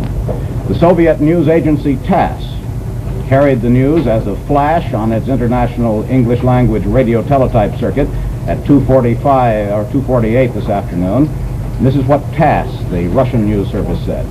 It has just been officially announced that the United States President, John F. Kennedy, has died in hospital after an attempt was made on his life by persons, as believed, from among the extreme right-wing elements. Of course, we have no knowledge of the political motivations, or indeed the other motivations, of the person or persons who fired upon the president. We do have a report from Dallas, from our correspondent there, CBS News correspondent Dan Rather, that Dallas police have arrested a 30-year-old man who was found with a weapon in his possession.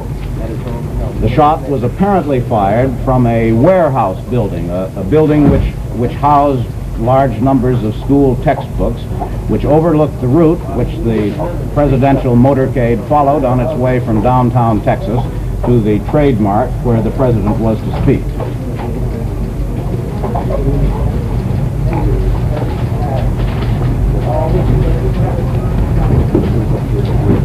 The reports continue to come in, but in a confused and fragmentary fashion. No one, however well prepared a Secret Service and a presidential organization may be, no one was prepared for this. It happened quickly in the midst of a large crowd of 250,000 people, and we are bringing you the reports as they come into us here in New York just as quickly as we can. And of course, CBS News will stay on the air, live throughout this day to keep you informed on the up-to-the-minute developments in the assassination of the president. Already, parallels are being drawn between other assassinations and sudden deaths of American presidents in office. The last president to die in office was President Franklin Roosevelt, who was succeeded by Vice President Truman, as President Kennedy will be succeeded by Vice President Johnson.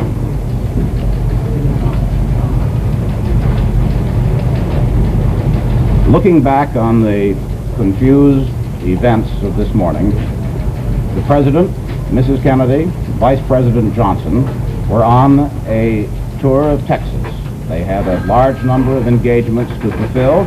They were greeted at the airport with every evidence of enthusiasm. Mrs. Kennedy making one of her comparatively rare trips with the President on a political errand. She, according to all accounts, had won everyone's heart, although President Kennedy was greeted with some banners and some Confederate flags flying. Every observer who watched it felt that his arrival and his reception in Texas was a warm and friendly one. As he followed his schedule in a long motorcade of cars with officials and with reporters following them, they drove from downtown Texas to a trade mart where there was a large luncheon arranged and where he and Mrs. Kennedy were to make an appearance. As they left downtown Texas, going toward an underpass, which is a landmark in Dallas where three roads come together and go underneath the railroad, shots rang out apparently from a building, a warehouse, overlooking the route of the parade. Those in the cars behind saw that the presidential car stopped. President Kennedy fell with his head in his wife's lap. Mrs. Kennedy said, "Oh no." The governor of Texas, Governor Connolly, slumped to the floor with bullet wounds in the back and apparently in the chest. There was a brief pause, then the cars rushed the wounded men to the Parkdale Hospital. The president was taken to the emergency ward, and as the minutes ticked by, two Catholic priests came in. There were rumors that he had died. There were rumors that the wound was not so serious. Blood was brought for transfusions. When the two Catholic priests came out, they said the president was dead. This was later confirmed. Governor Connolly is in serious condition. He's undergone an operation for his gunshot wound, but the doctors say that his vital signs are good. Vice President Johnson, who was not wounded, went to the hospital, as did Mrs. Johnson, and was then, after half an hour, taken away or went off with the Secret Service men who are now as anxious to protect his life as they had been that of President Kennedy, and he will doubtless take the oath of office as the nation's 37th president in a short time. All over the world, there have been expressions of shock and grief. From Rome, where the Ecumenical Council is going on, the American Cardinal Spellman, has expressed his great grief. The message has been carried to Russia by TASS. The European nations have been informed. Now, in our own capital, where much of the cabinet was away on a trip to Japan, their plane has turned back over the Pacific to bring them back.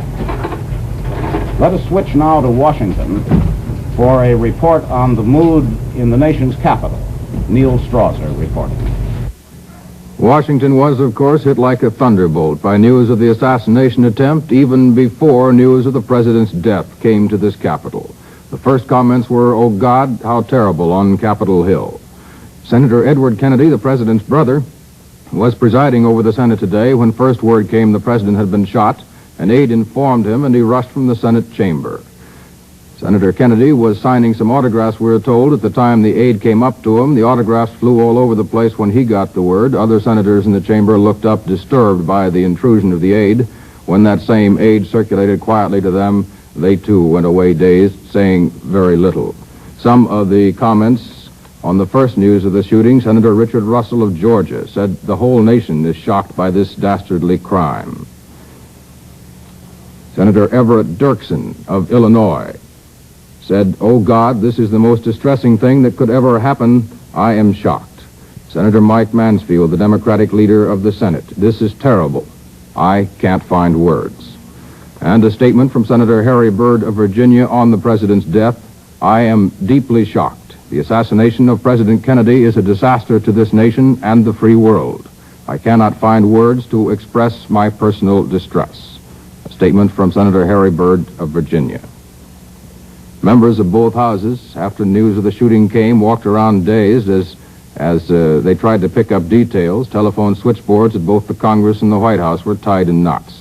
Those few remaining members of the official White House staff clustered around television sets.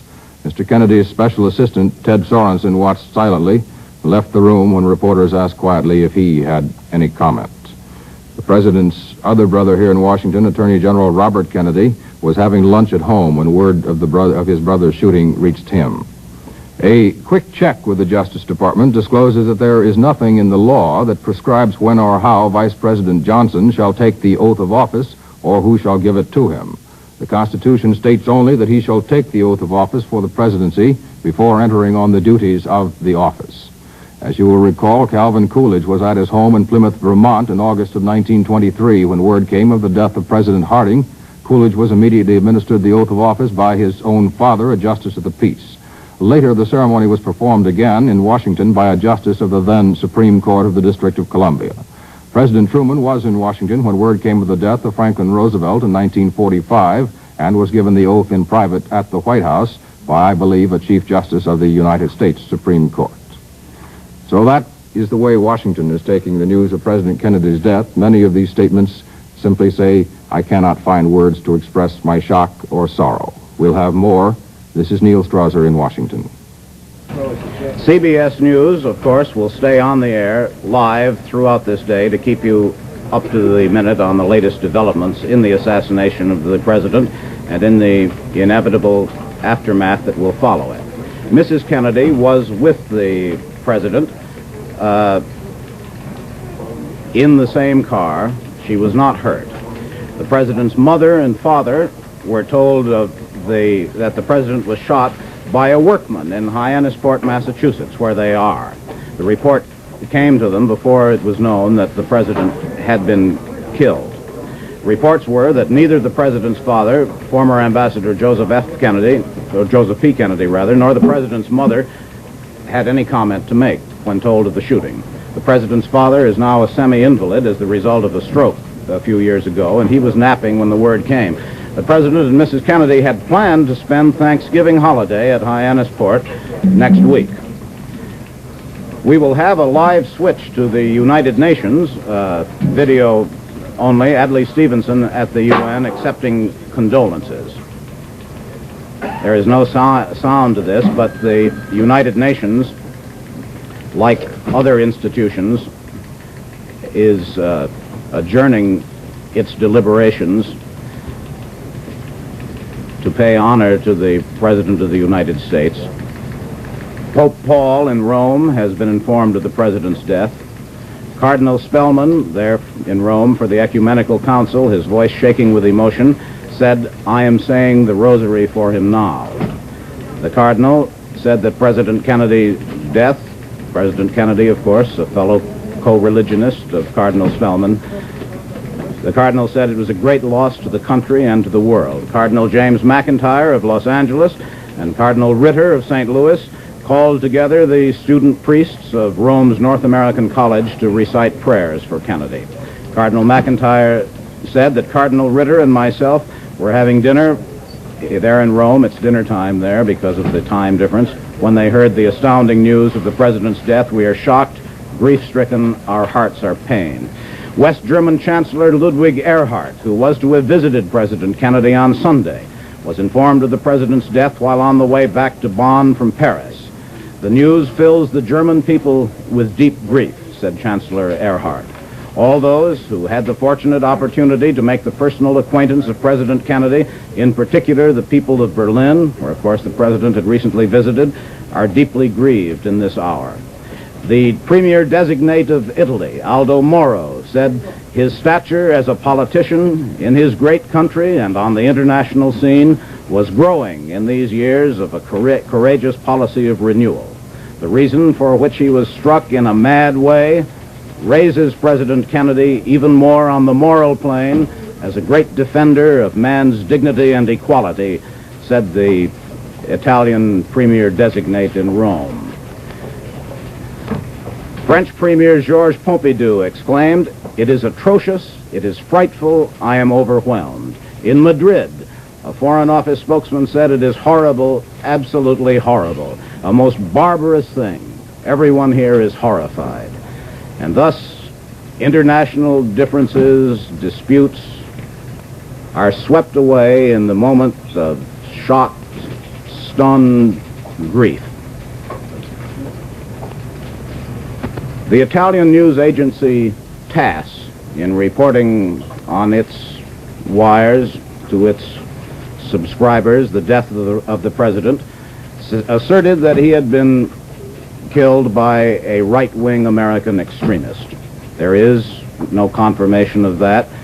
A man has been arrested in Dallas, a 30-year-old white man who was carrying a gun. We know nothing of his political persuasion. But Dallas, Texas is considered a center of conservative philosophy and finance. It was on October 24th that Adlai Stevenson, our ambassador to the United Nations, whom you saw a moment ago receiving condolences of representatives of other countries to the United Nations, that Adlai Stevenson, making an appearance on United Nations Day in Dallas, was spat upon by one heckler and struck with a placard by another. It was believed that the strong emotions which run in Texas and other parts of the South may have been part of the context of attitudes which resulted in the tragic occurrence today. It was believed that the president's body will be moved shortly to Washington. Traditionally, funeral services for presidents who die in office are held in the Capitol. A presidential spokesman, the White House spokesman, told newsmen that Governor Connolly, who had been riding in the same open limousine with the president, had been wounded in the right chest. Connolly was rushed into surgery in the hospital for a 2-hour emergency operation. He is said to be in serious condition, but the doctors say that his vital forces are strong. A lieutenant of the Secret Service, Lieutenant Kaminsky, said that the assassin's weapon appears to have been a high-powered Army or Japanese rifle of about .25 caliber. The rifle had a scope sight on it, according to the Secret Service lieutenant. The entire building where the sniper was located was evacuated, and people working in the building at the time of the shooting were questioned. This morning, President Kennedy had telephoned Vice President John Nance Garner, who had been Roosevelt's vice president, as you remember, congratulating him on his 95th birthday, where former Vice President Garner lives in Uvalde, Texas. And according to this report, Garner's end of the conversation went this way: "God bless you, Mr. President. You're my president, and I love you. I hope you stay there forever. Thank you, Mr. President. God bless you." The words of former Vice President John Nance Garner, 95 years old, in Texas this morning, one of the last telephone calls that President Kennedy apparently made. This is what we know of the assassination as it took place this morning. President Kennedy was traveling in a motorcade through the streets of Dallas before a generally enthusiastic crowd, in some places a conspicuously enthusiastic crowd, of 250,000 people. With Mr. Kennedy in the open limousine, the White House bubble top, which is so familiar to those who have seen the president on television or in person as he travels throughout the country. With the president were Governor John Connally of Texas, Mrs. Kennedy, and Mrs. Connally. Suddenly there were shots. An eyewitness said that he saw them fired from a window in a warehouse building overlooking the route from downtown Dallas out to the Trade Mart where the president was to appear. Bullets hit Mr. Kennedy in the forehead and Governor Connally in the chest. The two men were seen to slump into their wives' arms. Neither Mrs. Kennedy nor Mrs. Connally were hurt. One report has said, still not confirmed, that one of the Secret Service men accompanying and guarding the president was killed by the gunfire. Then, convoyed by police, the limousine raced off at top speed to Parkland Hospital, which was 5 minutes away. Meanwhile, police and Secret Service agents moved in on the assassin, searched the building, and an arrest of one man armed with a rifle is reported. The president and the governor were taken to the hospital's emergency room. The president was not moved from there and died there. The governor was moved to an operating room and after an operation is reported in serious condition, but the doctors appear to be hopeful. Dallas motorcycle officers who were ranging along beside the cavalcade took off across a field in the direction from which the murderer apparently had fired. One officer raced to the foot of a nearby railroad embankment and climbed to the tracks above, gun in hand. No one knew quite where the shots had been fired for quite a long while. Apparently they were fired from a building and not from one of the knolls which rose above the road. White House Acting Press Secretary Malcolm Kilduff said that the president's body will be flown to Washington this afternoon. The Dallas Sheriff's Department said a rifle had been found on a staircase on the 5th floor of the building near the scene where it is now believed from where the shots were fired. It was a 7.65 Mauser, German rifle, familiar to those who served in World War II. The German-made Army rifle had a telescopic sight. One shell was left in the chamber. 3 spent shells were found nearby. Most of the witnesses, most of those who were in the cavalcade, as they attempt to recollect the sudden and confused events which took place, say that they heard 3 shots, which checks with the fact that 3 shots had been fired, one still found in the Mauser with which the assassin was apparently armed. Democratic Senator from Texas, Ralph Yarborough, who, like most other Texas politicians these days, have been engaged in hot political infighting there, was riding 3 cars behind President Kennedy, and he told newsmen in a choked and emotional interview that you could tell that something awful and tragic had happened. Senator Yarborough said, "I could see a Secret Service man in the president's car, leaning on the car with his hands in anger, anguish, and despair. I knew then," said Senator Yarborough, "that something tragic had happened." We continue to get reports from foreign countries as the word reaches the chiefs of state and simple people in other countries of the death of the American president. As always happens on these occasions, shock is the dominating note of the reports from abroad. We learn from Washington that Mrs. Sargent Shriver, the sister of the president, has been taken by helicopter from the White House to Andrews Air Force Base, presumably to fly to Dallas to join Mrs. Kennedy or perhaps to await there the return of the party from Dallas. Mrs. Kennedy, who was riding in the same car with the president, was not hurt, but has been taken to a quiet room in the hospital. At this moment, after the aftermath of the terrible moment that she had to go through, in which the shot rang out and the president slumped down, his head in her lap. Reports are still coming in. They do not perhaps add a great deal to the confusion of the events that we have been trying to sort out all day. But as they come into us, CBS News is going to stay on the air live from here throughout this day in order to keep you up to date on the latest developments in the assassination of the president and what happens next. The news agencies and our own correspondents who are keeping us informed from Dallas continue to send us reports bringing together the various pieces of information, some confirmed, some unconfirmed, as they come in and as we begin to sort out the truth from the rumors of what has happened. The president's body has now been removed from Parkland Hospital. It was taken from there shortly after his death in a long cream-colored ambulance with the curtains tightly drawn. Mrs. Kennedy rode from the hospital in a passenger seat in the ambulance, which is a type of vehicle that does have 2 seats for passengers. She and the body of President Kennedy were escorted from the emergency entrance of the Parkland Hospital by 2 motorcycle officers. Mrs. Kennedy walked slowly from the hospital to the ambulance, looking around her, we are told, in a dazed manner, and appeared to be in a state of shock. Those who saw her enter the hospital an hour and a half earlier said that she had not been hysterical and remained in control of herself throughout.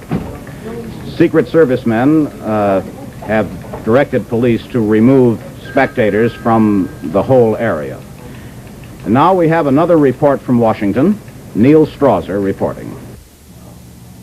3 jet planes are now warming up at Andrews Air Force Base, presumably to fly members of the president's family to Dallas, Texas.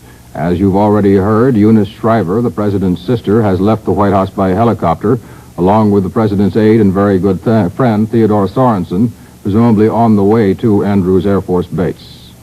Comments coming in from Capitol Hill are uniform in sorrow and very much bipartisan. Democratic Senate Leader Mike Mansfield told newsmen the death was a deep, personal, and tragic loss. Seated with Republican Senate Leader Everett Dirksen in Mansfield offices off the floor of the Senate chamber, the Democratic leader told assembled reporters simply, he was a man who contributed so much and deserved so much more in return. Senator Alan Bible, Democrat of Nevada, said this is one of the great tragedies of our civilization. The world has lost a great champion, and the United States has lost a great and courageous president. Senator Jordan, Democrat of North Carolina, said the assassination was a great tragedy that has befallen this nation.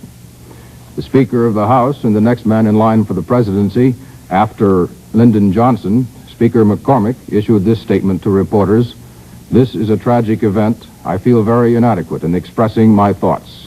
The nation," said Speaker McCormick, "has sustained a staggering loss, the significance of which is stupendous.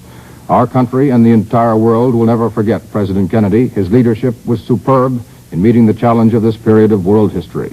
The warmth of his personality will never be forgotten. The relationship that has existed between the President and myself throughout the years has been very close and most friendly. In his tragic passing, I have lost a dear and personal friend." The statement of Speaker McCormick.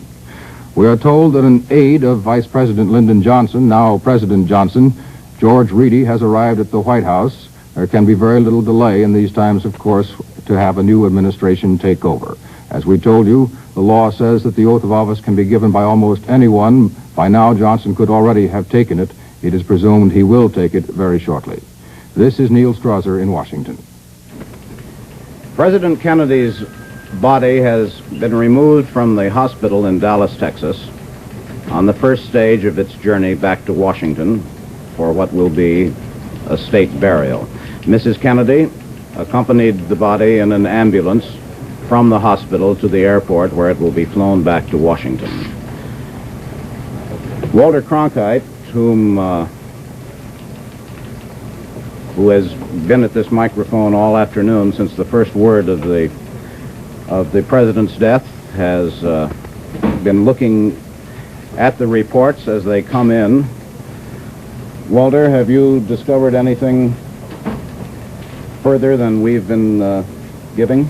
Charles, nothing except, as you know, and as indeed have already reported, that now the messages are beginning to come in from around the world and from the cities of the United States, where a nation is in almost, I could say it advisedly, almost uncontrollable shock, it seems. They're weeping on the streets.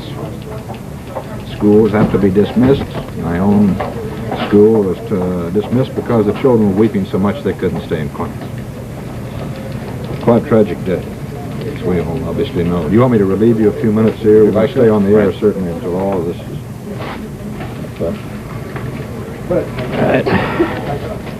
We do have some word here as to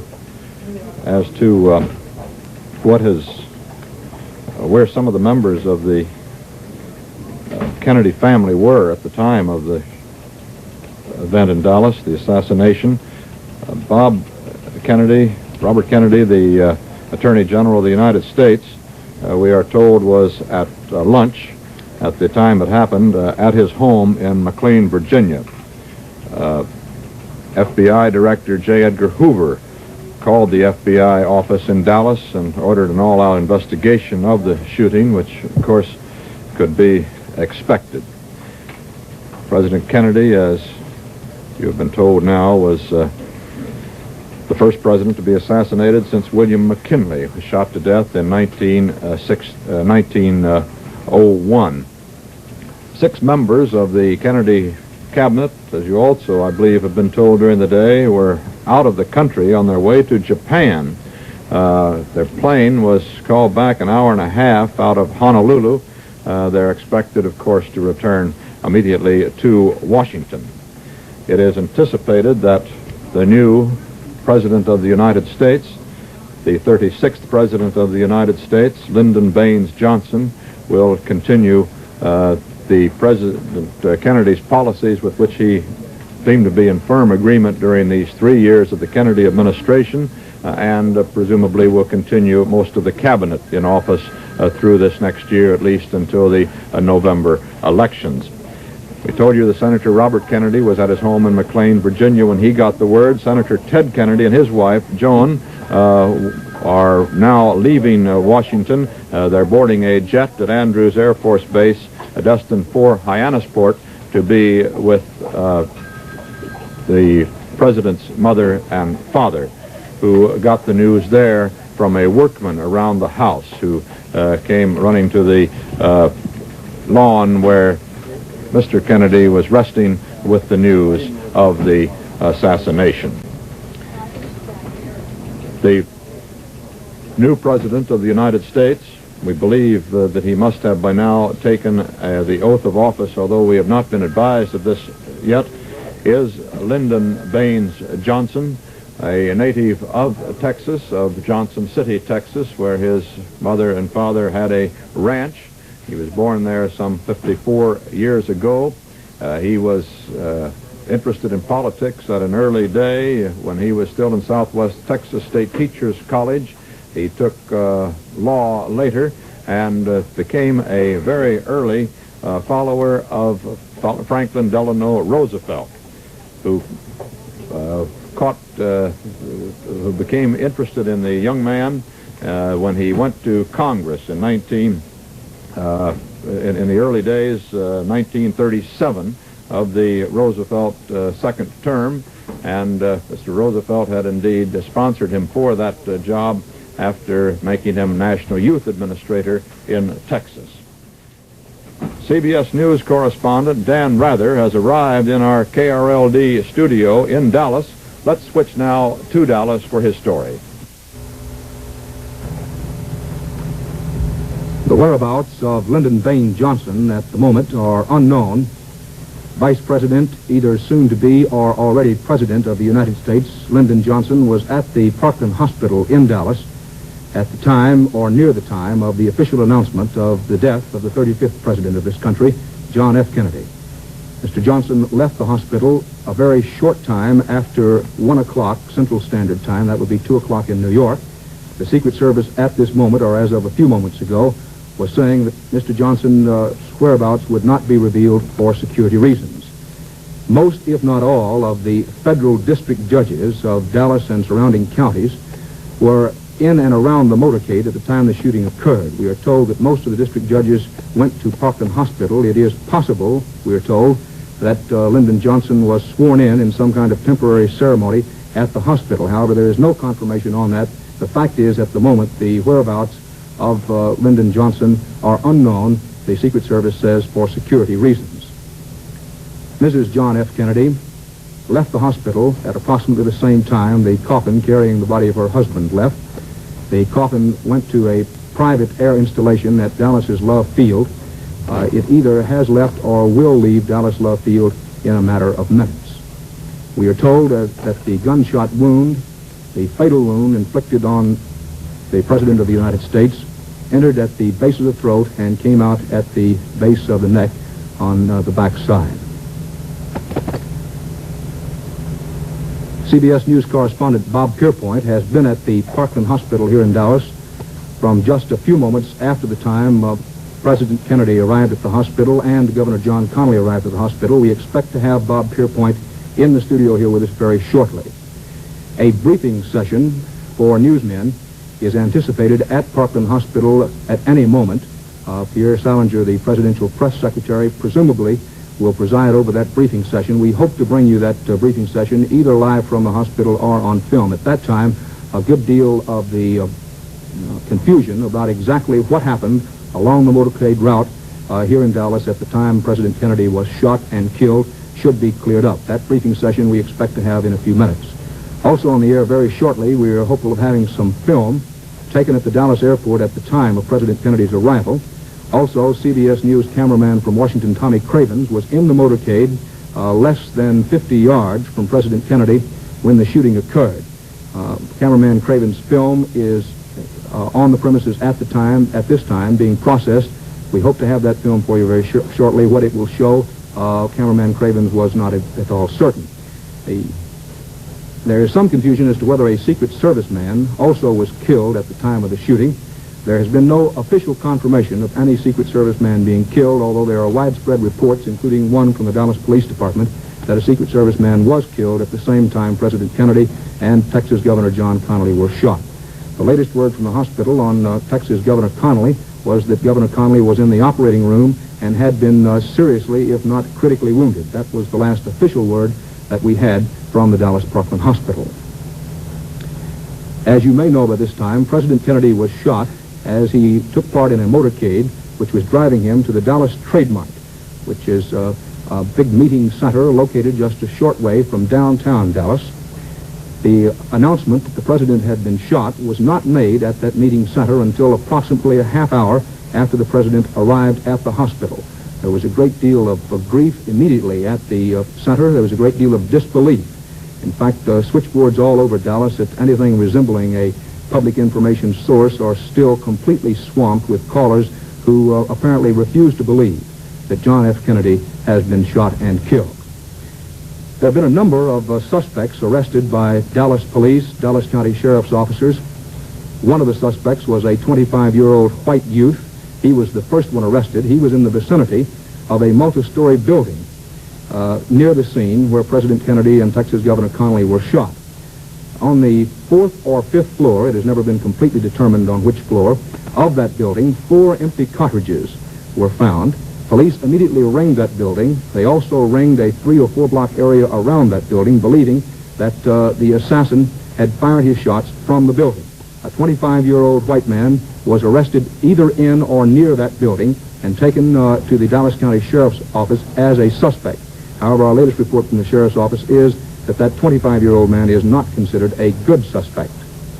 Just a short while ago, near a downtown Dallas theater, a 30-year-old white man was arrested. He had on his person a weapon. At this time, we are not exactly certain as to what kind of weapon it was. It has been reported that a .30 caliber weapon was the one used to kill President Kennedy and to wound Governor Connally. That has not been confirmed. Whether or not the man arrested a few minutes ago at a downtown Dallas theater had on his person a .30 weapon has not yet been confirmed. But the fact is that a 30-year-old white man, meeting the description of one for whom an all points alert was put out shortly after the shooting, has been taken into custody in downtown Dallas.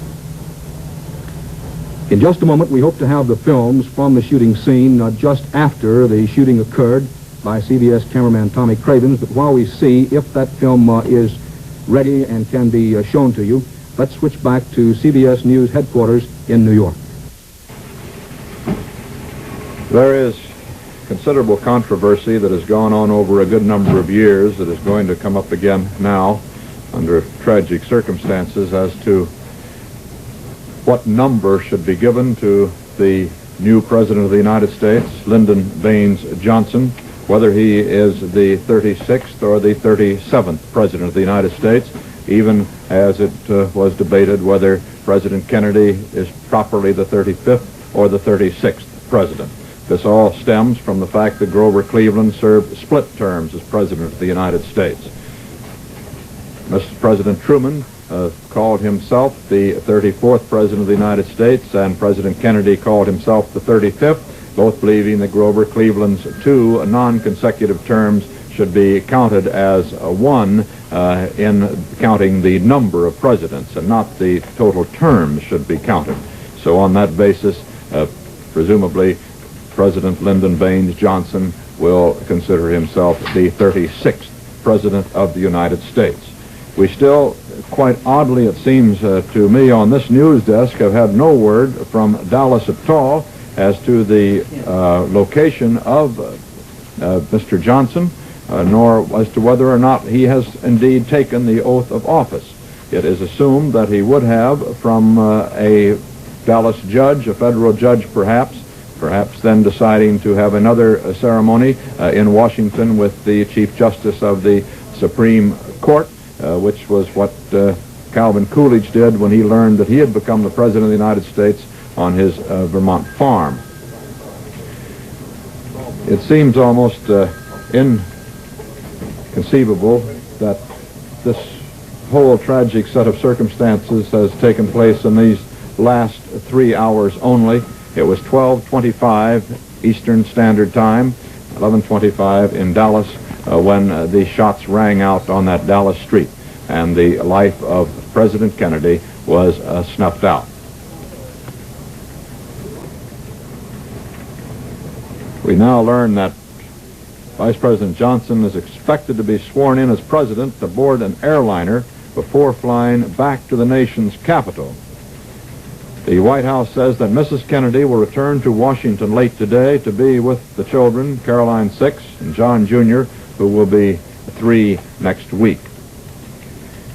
We have word from Dr. Malcolm Perry, the attendant surgeon at Parkland Hospital who attended President Kennedy, who says that when he arrived at the emergency room, I noticed the president was in critical condition with a wound of the neck and head. When asked if possibly the wounds could have been made by 2 bullets, he said that he did not know. He said that immediate presumptive measures were taken, and Dr. Kemp Clark, the chief of neurosurgery, was called along with several other members of the staff. Dr. Perry says they arrived immediately, but at this point the president's condition was critical and moribund. A tracheotomy was performed to assist the president's breathing. That's a throat operation. The doctor said an oxygen machine was used, and blood and fluid also were administered. All of this, obviously, to no avail. The president died 25 minutes after the shooting at 1 o'clock Eastern Standard Time. Shortly after the news of the president's death, CBS News correspondent Bernard Eisman went out into the streets of New York, and here is his report. As the news of President Kennedy's death spread through the city, to those who hadn't heard it or had heard only the first fragmentary reports, even this street, which is normally so loud you can't hear yourself talking to another person, acquired a stillness that it's never known. Wherever there was a radio or a television set, people gathered to listen. Can you tell me what your first reaction was, ma'am, when you... Tragedy that ever happened to this country since President Lincoln. How about you, sir? I couldn't believe it, that's all. I just couldn't believe it. And you, sir? What was your... I didn't believe it. I didn't believe it. Who do you think would do something like this? I don't know. I can imagine in a way. I can imagine. How about you, sir? Well, I feel very bad. That's all I can say. Can you imagine who would do something like this, sir? Well, I don't think anybody in their right mind. I think this is a terrible thing for our country, not only for our country, but for the entire world. I mean, after all, one does realize that we are striving for peace at the present time, and a thing like this, well, it's just an utter tragedy. You, sir, do you think that this indicates some sort of an illness in America today? I don't understand so much, Thank you very much. Have you been thinking about what's happened in the last few hours, sir? Yes, I have, and I'm deeply shocked. I'm ashamed this sort of thing can happen in America. And how about you, sir? Have you had any... What are your first reactions to a tragedy of this sort? My first reaction, sir, is that I hope these Southerners, these radicals, have satisfied they got their pound of flesh, and killing a man as good as that. Are you certain that it is right-wing radicals or people who oppose the president so desperately that they would do something like this, who committed this act? Yes, sir. Could be no one else. Someone who do this must be mentally deranged. No clear-thinking human person would ever think of doing something like that. How about you, sir? What was your first reaction? Well, my first reaction was I was terribly shocked. I couldn't believe it really happened. But I disagree with this man about it being a right-wing radical. It could have been communists, I think, probably something like that. And how about you, ma'am? What? We were all crying in my place, all crying. You look as though you've been crying. Is that how it struck you first? Yes. How did you hear about it?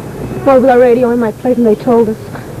Did all of the people in the office cry? Yes. And the office then was let go and sent home? Yes.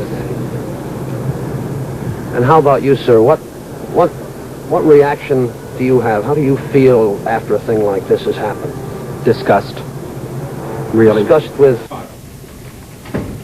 We have the first films taken in the motorcade just after the assassination shots were heard. Dan Rather has that story in Dallas, Texas.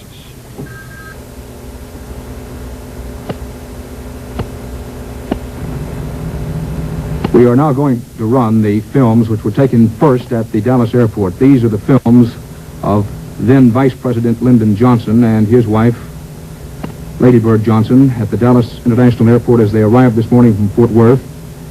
Here is the late President John F. Kennedy and Mrs. Kennedy coming down the ramp at the Dallas airport.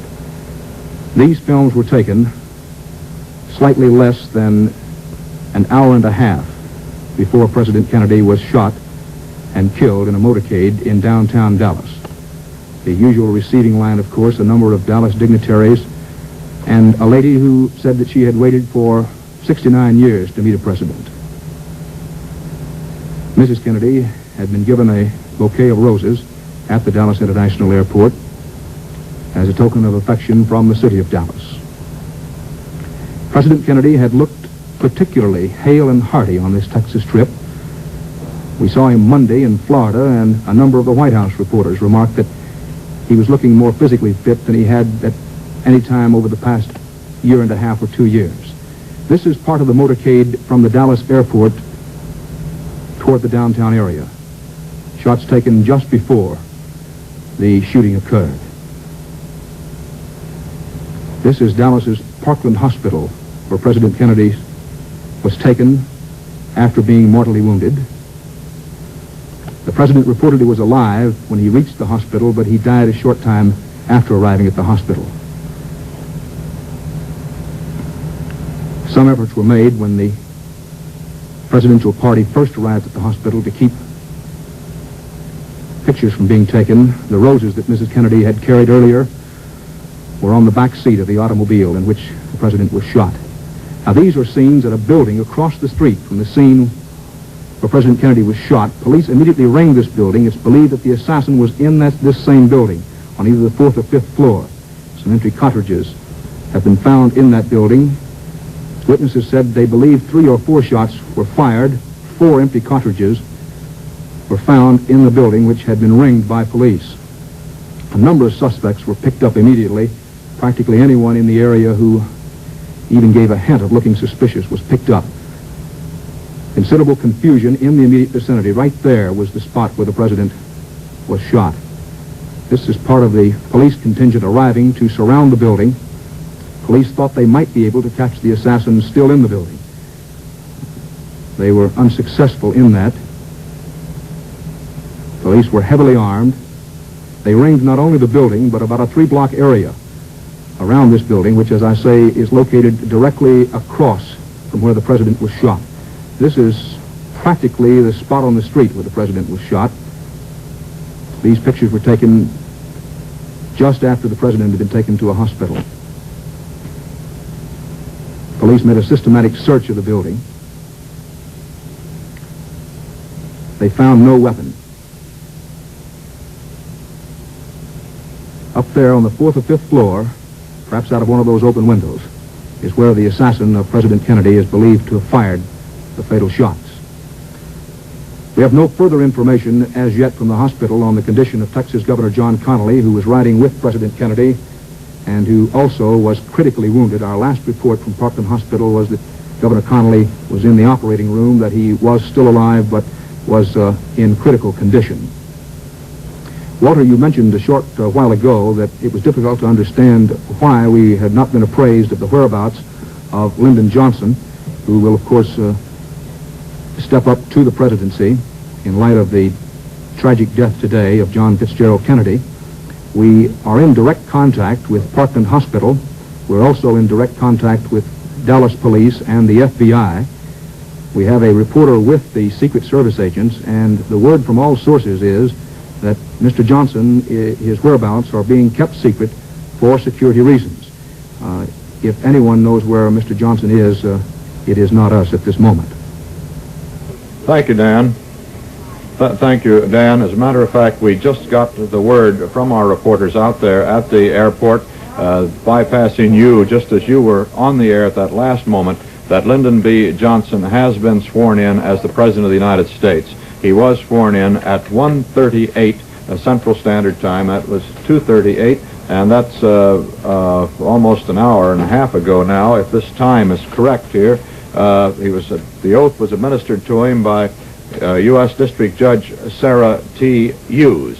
He took the oath aboard the presidential plane at Love Field just prior to takeoff to return to Washington.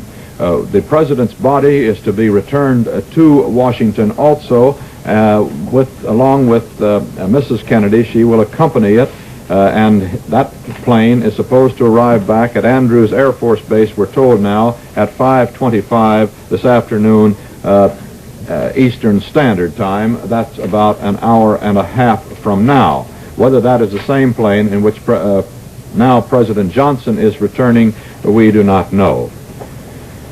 The presidential oath as Lyndon Baines Johnson, the 36th President of the United States, took it, reads, "I do solemnly swear that I will faithfully execute the office of President of the United States and will do the best of my ability to preserve, protect, and defend the Constitution of the United States."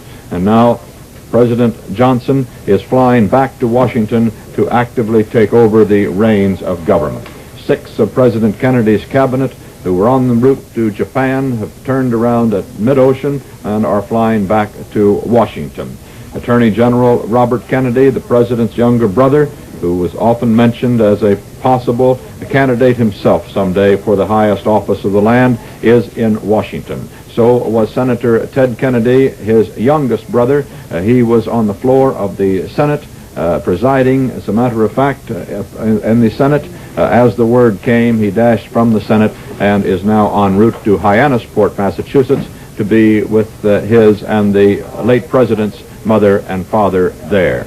We understand that the president's sister, Mrs. Sergeant Shriver, wife of the administrator of the Peace Corps, was flying away from Washington too, and the first thought was that she perhaps was going to Texas to be with her brother before she learned of his death. We do not know where she is now destined.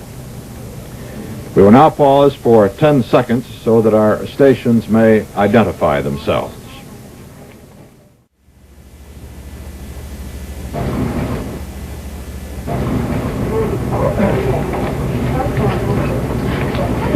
The assassination of President Kennedy has been reported, of course, in some detail here since the historic shots rang out in the streets of Dallas, Texas at 12:25 noon today. It seems barely possible that that was just some 3.5 hours ago. The president lived for 35 minutes after being rushed to Parkland Hospital in Dallas. He died there at 1 p.m. Central Standard Time at noon Dallas time today. The 36th President of the United States, Lyndon Baines Johnson, 54-year-old native of Texas, a former senator, former member of Congress, former administrator of the National Youth Administration under President Roosevelt in Texas, has taken the oath of office aboard an airplane at Love Field in Dallas and is en route back to Washington. The president's body is flying back to Washington also, accompanied by Mrs. Kennedy. The president's wife was in the open limousine along with Governor Connolly of Texas and his wife when the shots were fired from an assassin's rifle in apparently the 4th or 5th floor of a building overlooking the motorcade route that was taking the president from Dallas Airport to downtown Dallas for a speech at noon. The president was hit in the head and the neck, whether by one bullet, however, or two has not been clarified. Governor Connolly was hit in the chest. Mrs. Kennedy and Mrs. Connolly were not hit by the bullets. A report that a Secret Service man was killed has not been clarified either. In Dallas, a Dallas policeman just a short while ago was shot and killed while chasing a suspected to the assassination in a Dallas theater. The man pulled a gun, shot one policeman, wounded another, but was captured. And when he was captured, he yelled, "It's all over now," and screaming hysterically was taken into custody by the police. Of course, we have no information whether this man is the assassin or not. A vast dragnet has gone out throughout the Dallas area for any possible suspects to the criminal act in Dallas today. Former presidents of the United States, Truman, Hoover, and Eisenhower, as far as we know, have all been informed at Independence, Kansas. Mrs. Truman said that President Truman was too shaken up to make any comment at the moment. We have not heard from former President Hoover, who is at the Waldorf Towers suite in which he lives, but has made no comment as yet. Former President Dwight David Eisenhower also is in New York, and his statement is this: "I share the sense of shock and dismay that all Americans feel at the despicable act that resulted in the death of our nation's president. Mrs. Eisenhower and I also join with all other citizens in expressing our personal grief and prayerful concern to Mrs. Kennedy and all other members of the family." That statement from former President Eisenhower.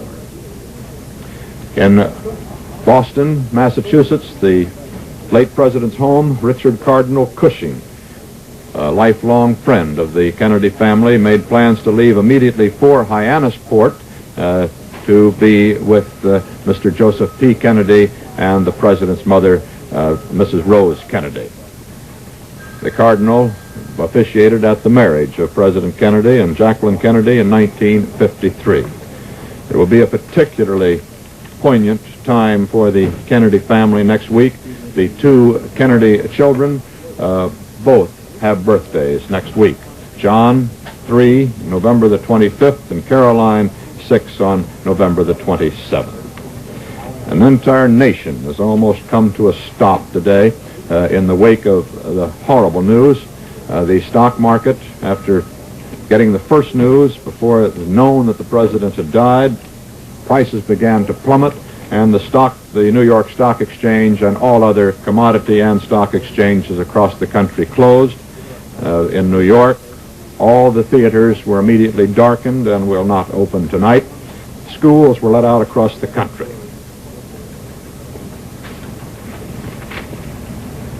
We reported to you on the arrest of that individual in Dallas. He is being grilled now. He's said to be 24 years old.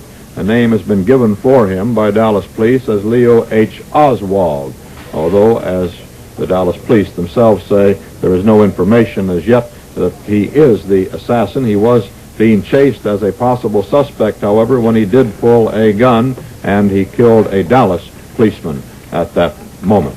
A tragic day in the city. We still haven't heard definitely whether a Secret Service man died in the fusillade of shots. That was the rumor, but rumors do spread rapidly at a time like this, and there's no proof that that actually took place as yet.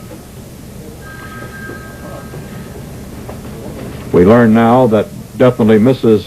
Lyndon Baines Johnson, the new First Lady, and Mrs. Jacqueline Kennedy are accompanying President Johnson back to Washington in the presidential plane.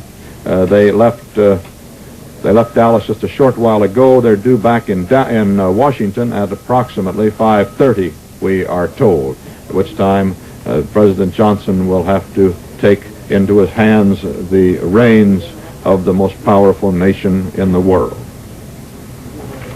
President Johnson, as you know, is 54 years old, native of Texas, of a city called Johnson City, Texas, which is a little bit west of Austin, Texas, where Mrs. Johnson has radio and television interests, our affiliate station there. She has other television radio stations in Texas.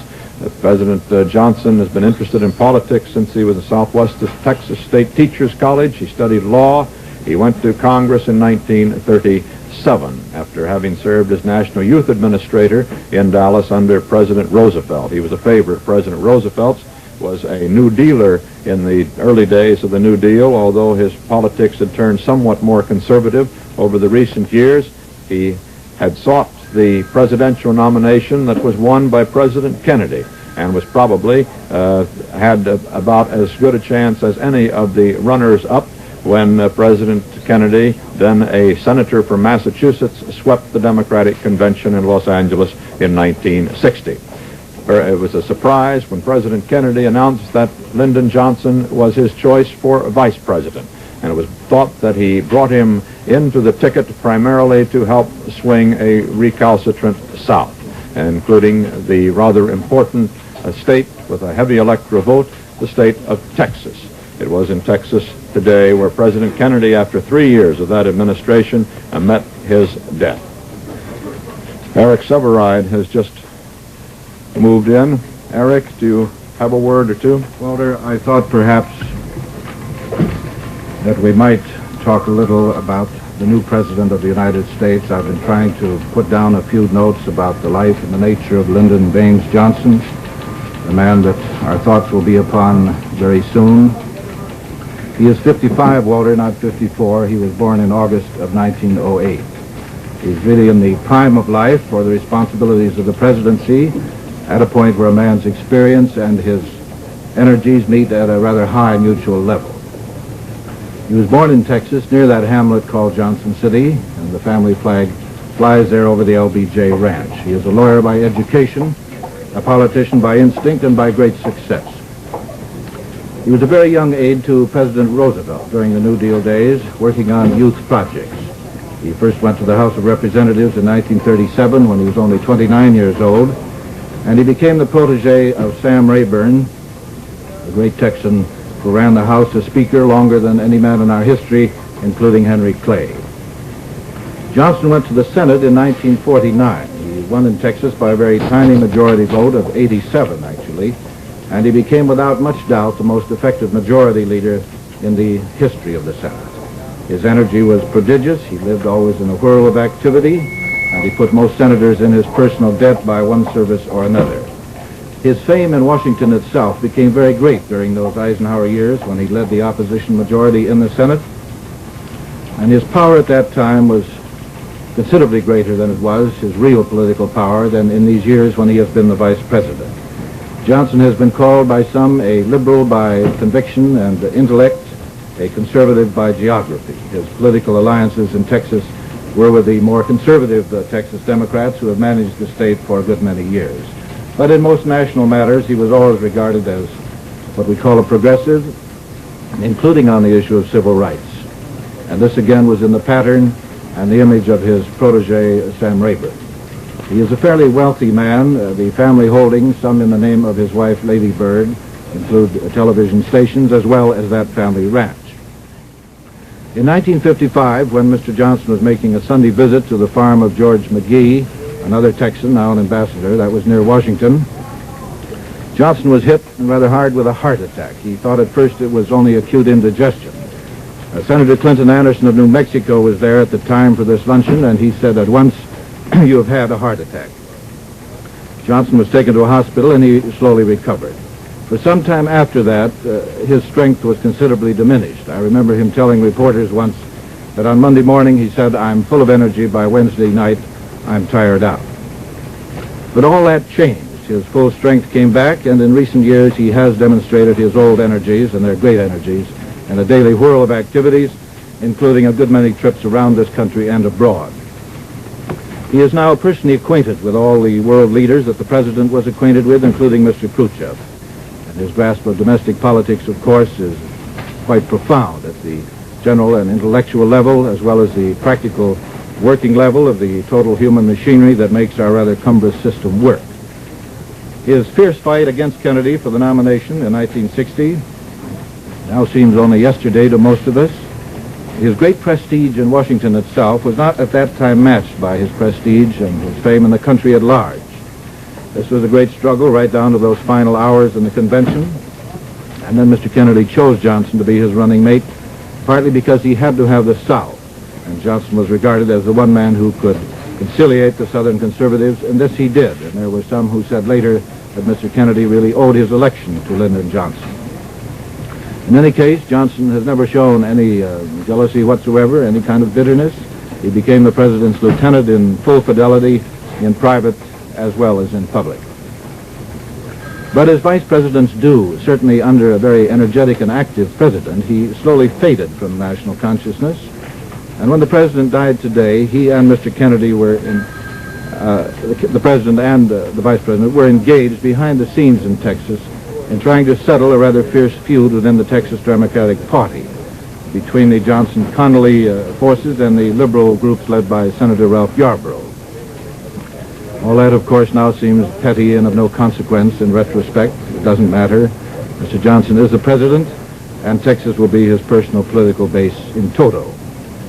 And when the sorrow of today begins to fade, when the president has been laid to rest, the machinery of the national government will take up again, and again Americans will have to think ahead, not only to what lines of policy and action the new president will follow, but of course also to the election of next year.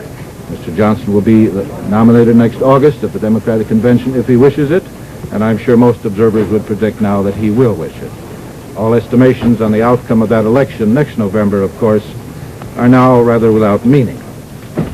The election, like the course of this great country itself, now lies with fate and the continuing nature of our times and in our world. And now back, Walter, to you.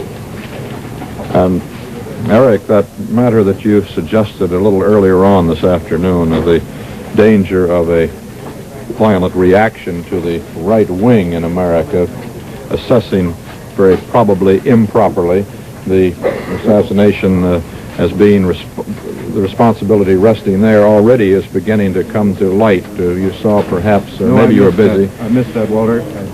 Well, there's some interviews in the streets of New York, and 2 or 3 people were laying the blame right there. It's much too early for that sort of thing. Oh, of course it is. The Soviet Union, however, is doing that. TOS has announced that extreme right-wing elements were undoubtedly to blame. This will be tragic if anything of this sort either takes possession of people's minds, particularly if there's any truth in it. Right. We now have some new film in at our Washington Bureau, so let's switch back to Washington now and Neil Strauser. Washington, Walter, is still in a state of shock, except for those departments responsible for seeing to the smooth transition of the presidency from Mr. Kennedy to Mr. Johnson. Almost no work is being done. Most federal and District of Columbia workers are being sent home an hour early. On Capitol Hill, almost all of the comments contain the words tragic loss, disastrous. First word of the shooting was carried to the Senate floor by Richard Rydell, a press liaison aide whose job it is to watch the tickers in the Senate cloakroom and keep senators up to date on world happenings. Rydell tells of his fateful mission. Well, the routine, the tickers in the lobby, AP and UP tickers, are read by senators and staff members for routine information. Phyllis Rock of the staff of Senator Morse of Oregon was in the lobby by herself reading the ticker. She turned to one of my assistants, Tom Pelican, who is with Senator Long of Missouri in his office part of the time, and said the president has been shot. Tom rushed out to tell me. I immediately went into the Senate chamber in front of the desk of Majority Leader Senator Mike Mansfield, raised my voice so that he and the senators at the surrounding desk could hear, and said, "Senators, the president has been shot." It, of course, was like a shock wave, a jolt. I crossed the aisle to the Republican side, where Senator Dirksen was seated, and in the same manner told Senator Dirksen and the Republican senators who were at adjacent desks, with, of course, the same shocked reaction and stunned expression on their faces. I then happened to recall that a few moments before, the president's brother, Senator Edward Kennedy of Massachusetts, was presiding over the Senate. I turned and he was still occupying the chair. I knew that someone would have to inform him. And I thought I might as well. It was a very difficult job because of the family relationship as well as the friendship of the senators to the president. I rushed up to the chair and said, Senator Kennedy, your brother, the president, has been shot. He gave a jerk to his body tensed, but he was absolutely calm. And as I recall, Senator Kennedy, then presiding over the Senate, when he heard this awful news, said no. And that was all. In an orderly manner, he gathered up the papers on his desk that his routine office work that he brings when he presides over the Senate, so that he can conserve the time, the long hours presiding over the Senate by working at his office work. I walked off the rostrum with him with my arm around Senator Kennedy, patting his shoulders, and said, Senator, if there's anything any of us can do, let us know. My own suggestion would be that you contact the Air Force and have them rush you out to Texas to your brother's side in a military jet. He said, thank you. I'm going to call the White House and the Attorney General. Whereupon, by that time, we had reached a phone in the lobby, and he immediately put in calls to the White House and to the Department of Justice, seeking all the information and contact with his brother, a good friend, Bobby Kennedy. Of course, that trip to Dallas, Texas proved unnecessary. Senator Edward Kennedy and his sister Eunice Shriver later this afternoon flew red-eyed and somber to Hyannisport, Massachusetts to be with their parents. The late president's youngest brother and his sister, the wife of the Peace Corps director, arrived at Andrews Air Force Base at 3:20 p.m. by helicopter and within minutes had boarded a jet for Cape Cod to be with the ailing former Ambassador Joseph Kennedy and Mrs. Rose Kennedy. This is Neil Strasser in Washington. And now let's switch back to Dallas, Texas, where Dan Rather is standing by. Dan? Walter, we have some additional film taken at and near Parkland Hospital, where President John Kennedy died. This film is in rough cut form. These are some of the witnesses in the area of the shooting. There was a great deal of disbelief at first that the president had even been shot, and even more disbelief that he was dead. This is in the area of the emergency room of the hospital, I believe. We have Eddie Barker, news director of KRLD Television and Radio, our affiliate in Dallas. Eddie, this is near the emergency room of the hospital, is it not? Yes, Dan, that is correct, and that's a Secret Service agent there who is talking to the crowd. We talked to some people who we would consider as very good sources. This is when they were getting ready to leave the hospital, and it was very difficult to get any film because Secret Service agents were quite adamant in keeping everyone back a good distance from. This is Senator Yarborough here, I believe. Senator Yarborough was one of the first to get the word of the president's death. Right. He is a Democrat of Texas, Senator Ralph Yarborough. Right. This is Father Huber from Holy Trinity Church in Dallas, who administered the last rites to the president. There were two priests in attendance, and I do not know the other one's name at this time. There were shocked people all around, as you can see from these crowds, many of them hospital employees. Quite a large crowd gathered at the hospital. Yes. There was quite a traffic jam out there. These scenes are at Parkland Hospital in Dallas, where President John Kennedy died. Dan, I don't know whether you are aware of this or not. Mrs. Kennedy maintained her composure, we understand, up until the time that she actually went into the room where the president's body lay, and she said, "Jack, Jack, no, no," was the words that she used. She rode from the hospital to the airport in the back section of the hearse. It was a cream-colored hearse belonging to a local funeral home here. The curtains were drawn, but as the hearse left, Mrs. Kennedy could be seen in the back. And the president's body was airborne at 47 minutes past 2 o'clock. At Central Standard Time. Yes. We covered Mrs. Kennedy yesterday in San Antonio as she arrived with her husband and the Lyndon Johnsons.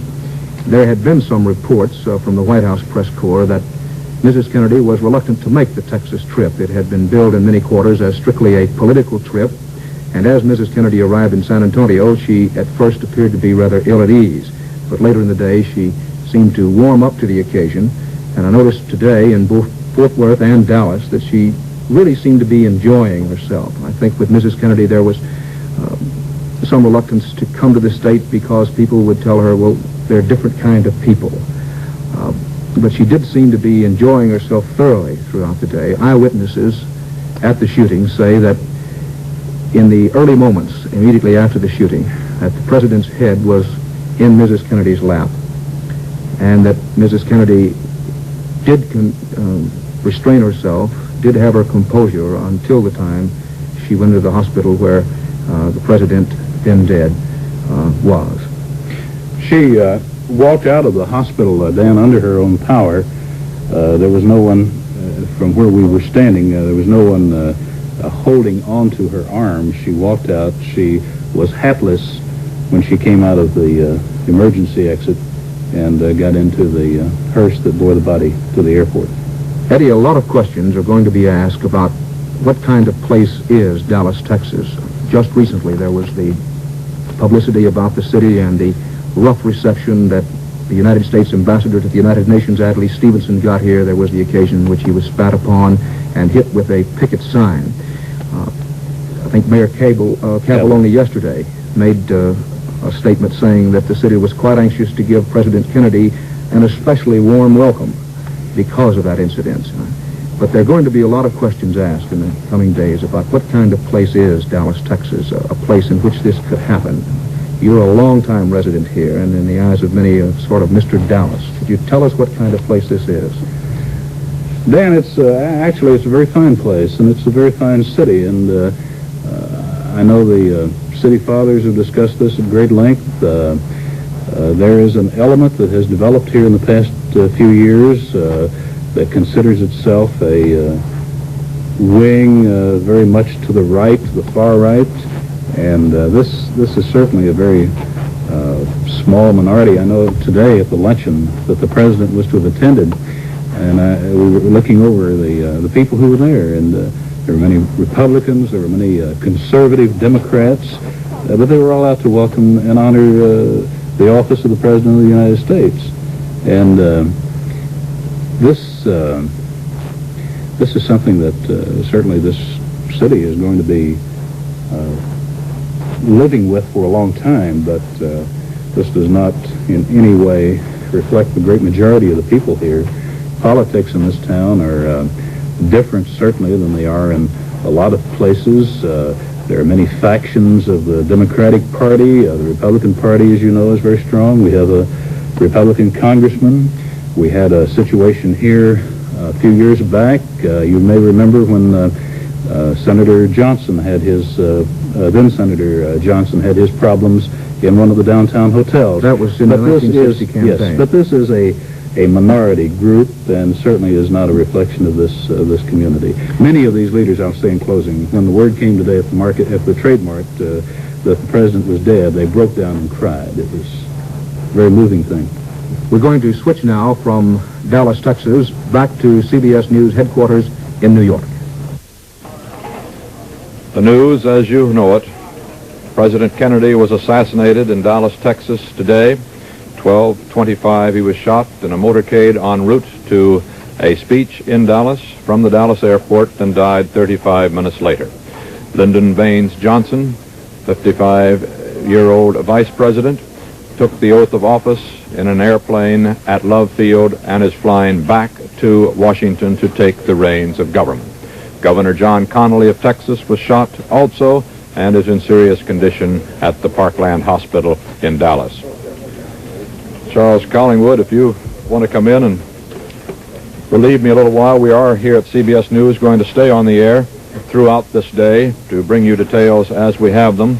That presidential plane is expected back in Washington now, we're told, at 6:05 with the president's body. Charles?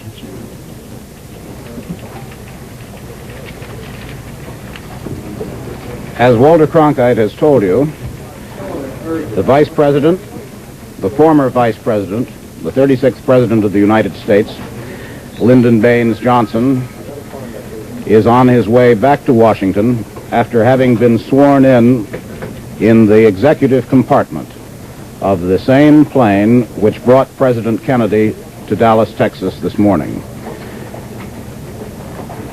President Johnson was sworn in by Judge Sarah Hughes, a federal judge in Texas, who wept with emotion as she administered the oath of office to the vice president by which he became the president of the United States.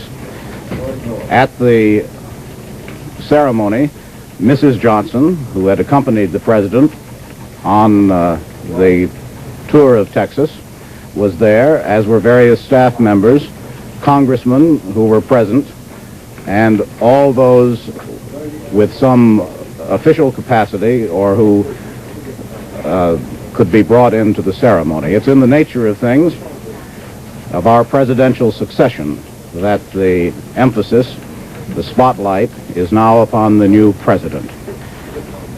No one is ever prepared for an event of this kind. Not the Secret Service, which can only take the most effective precautions possible and can never safeguard against some twisted person who can circumvent the most careful precautions that can be taken. Not the public, certainly, not the officials of government. But the machinery for the succession to the presidency of the United States has been well tested over the years. And thus it was that less than 2 hours after the president's death, Vice President Johnson was sworn in the plane which brought the president to Texas and which took another president back to Washington, D.C. Also en route to Washington in the air is the president's body, accompanied by Mrs. Kennedy, who was in the same automobile with him when the assassin's bullet was fired in Texas, in Dallas, Texas this morning. We continue to have reports, fragmentary and confused still, as the law enforcement machinery in Texas on both the state, the city, and the federal level are engaged in trying to find the person or persons responsible for the bullet which was fired from the building which overlooked the route by which the cavalcade followed as the president, the governor of Texas, the vice president, Senator Yarborough, assorted dignitaries moved from downtown Texas to a trade mart on the outskirts. A bulletin here from Dallas says that Governor John Connally of Texas, wounded by the sniper who assassinated President Kennedy, was described this afternoon as being in a very, very serious but not critical condition. Julian Reed, an aide to Governor Connally, said that Connally suffered 3 wounds, one in the right arm, one in the right leg, and one in the back that pierced his body. Julian said that Connally had been in surgery an hour and probably would be there for another hour. Now, for a report from our mobile unit in Chicago, we go to Chicago and Russ Bensley.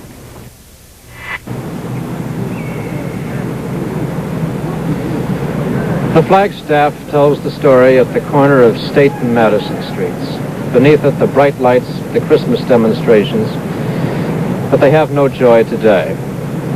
Here in Chicago, the crowds who came downtown to shop are standing around in silence and sorrow in the rain. And the strange thing is, you don't even notice it's raining. And if you do notice, you don't care. Most of those who have talked to us here share the universal feeling of shock. Some have a feeling of anger. And we thought we'd let you hear how they feel. Sir, how did the news of President Kennedy's death affect you? As a man of God, I would say that I felt the impact of the sniper's bullet. I would also say that I felt the pain that the president had in his dying moments. Thank you. You, sir? I'm shocked, very shocked at this. We read about many countries losing their heads of government through assassination, but I never dreamed that it would ever happen to our head of government. I'm very sad indeed. Thank you. How do you feel, sir? It was once said that history repeats itself. Look at Abe Lincoln and John Wilkes Booth. The rain you see here in Chicago is not rain, it's emotion. Sir, how do you feel? Well, I feel shocked. I can hardly express my emotion, and I hope that the country will survive. Ma'am? I can't sit up. Sir? I just couldn't believe it when I heard it. We were in school. All of a sudden we were just told the president was dead. It didn't seem possible. How do you feel now? Like a daze. You don't know what's going on. Why? Why did it happen? Who would have done such a thing is the question. Sir? This is a dark day in the history of America. This man, I think, wanted to save America. He is not dead. His spirit lives. We are sorry, deeply moved over this incident here in America. I'm sorry. I just can't believe it. I feel like someone in my own family is dead. I just can't believe it. Feels like a loss in the own family, and I think it's a great loss to America. I came up the street, and I thought, no, it's not true. We are not without our president. We live in a Christian country. President Kennedy was a Christian. Please God, help his wife, his family, give strength to his mother and his ailing father. We will miss a great friend and a true Christian. We will all miss one of the greatest presidents that ever was. Thank you. I was shocked when I heard it, and, well, they closed the city hall in respect to him. Everyone else is truly sorry it happened. And that's all. Ma'am, how did the news affect you? I was shocked, deeply shocked. We've lost a very good president. He was for the poor people, and that's what we need, a president like that. Those are typical reactions in Chicago, and I imagine they're fairly typical of the reactions across the country. It is several hours now since the news broke, and the mind still reels at accepting the fact. And it will continue to be an incredible tragedy for days to come. This is how Chicago feels. This is how the nation feels. This is Russ Bensley in Chicago. Now back to CBS News in New York. That same sense of grief and disbelief is being expressed today all over the world by great people as well as by small ones. We have some late film now from Dallas, Texas, and so for that film we switch now to Dan Rather in Dallas. As we mentioned a short while ago, a number of arrests have been made in Dallas in the wake of President Kennedy's death. We have scenes of one of those arrests in the downtown area. This was just after a Dallas policeman was shot in the vicinity of a downtown movie house. The suspect was brought immediately to police headquarters. That particular suspect is among many who is being questioned, not all of them in connection with the shooting. Some of the suspects simply are being questioned as possibly to what they saw. The Dallas police headquarters is literally alive with people who have been brought in off the streets, arrested for one cause or another. Dan, there's a report that an arrest has been made in Fort Worth also of a suspect. Eddie Barker of our affiliate station KRLD, who was in Dallas, who was covering the president's arrival today. At least a half dozen suspects, people identified as suspects by police, have been picked up here in Dallas. We also have the first films that we've had available of the Parkland Hospital. Well, these are films of a pistol taken off one suspect in the downtown area. Now, early reports said that the president had been shot with a .30 caliber weapon of some description, but that particular pistol was taken off a suspect arrested in the downtown area. We have the films taken at Parkland Hospital at the time the ambulance carrying the body of President Kennedy. I believe these are arrival films, are they not? This is... No, this is when they're getting ready to leave, I believe, Dan. The group, the presidential party coming out of the hospital. Yes. Those particular people cannot be identified. They were part of the presidential party. The president's secretary, Mrs. Lincoln, came out about this time, but I'm not sure if that is her. This is the scene at Dallas's Parkland Hospital as the body of President Kennedy was brought out and taken to Dallas's Love Field to be flown to Washington. The body is now en route by plane to Washington. Also en route to Washington is the 36th President of the United States, Lyndon Baines Johnson. There was quite a crowd at the Parkland Hospital at this time when the President's body was taken away, but most of the crowd was away from that particular section of the hospital.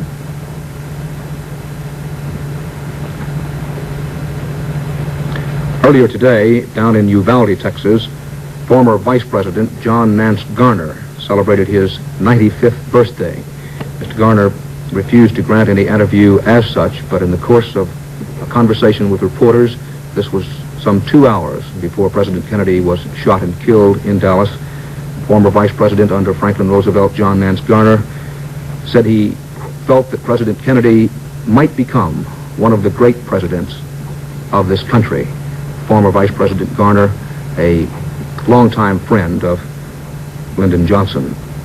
This is another scene at Dallas Police Headquarters, suspects being brought in, suspects rounded up in practically all sections of town. We mentioned earlier that some rifle shells were found in an upper story of a multi-story building right across the street from where President Kennedy was shot. Police ringed that building and made a systematic search of it, but they did not arrest any suspect inside the building. Police have taken a number of weapons off persons that they believe to have been in the crowd. It has not been definitely determined that a .30 caliber weapon was the weapon used to kill President Kennedy. Those were the early reports, and Dallas police are working on that theory at the moment. We have a statement that has been issued by the Dallas Citizens Council, the Dallas Assembly, and the Science Research Center of Dallas. This statement is signed by Mr. J.E. Johnson, President of the Dallas Citizens Council, Mr. W. Dawson Sterling, President of the Dallas Assembly, and Dr. Lloyd V. Berkner, who is President of the Science Research Center. And the statement says, "Our hearts are filled with sorrow. We are deeply distressed and grieved that the respectful and enthusiastic welcome in progress for our President was terminated by an act of lunacy." This is Dan Rather in Dallas, Texas, with Eddie Barker, back now to CBS News headquarters in New York. While the new President of the United States, President Lyndon Baines Johnson, sworn in the executive cabin of the presidential plane within 2 hours after President Kennedy's death.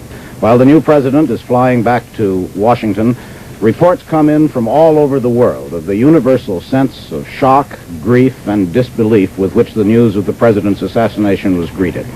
In England, British television stations told their viewers tonight that President Kennedy had been killed and then suspended regular broadcasts.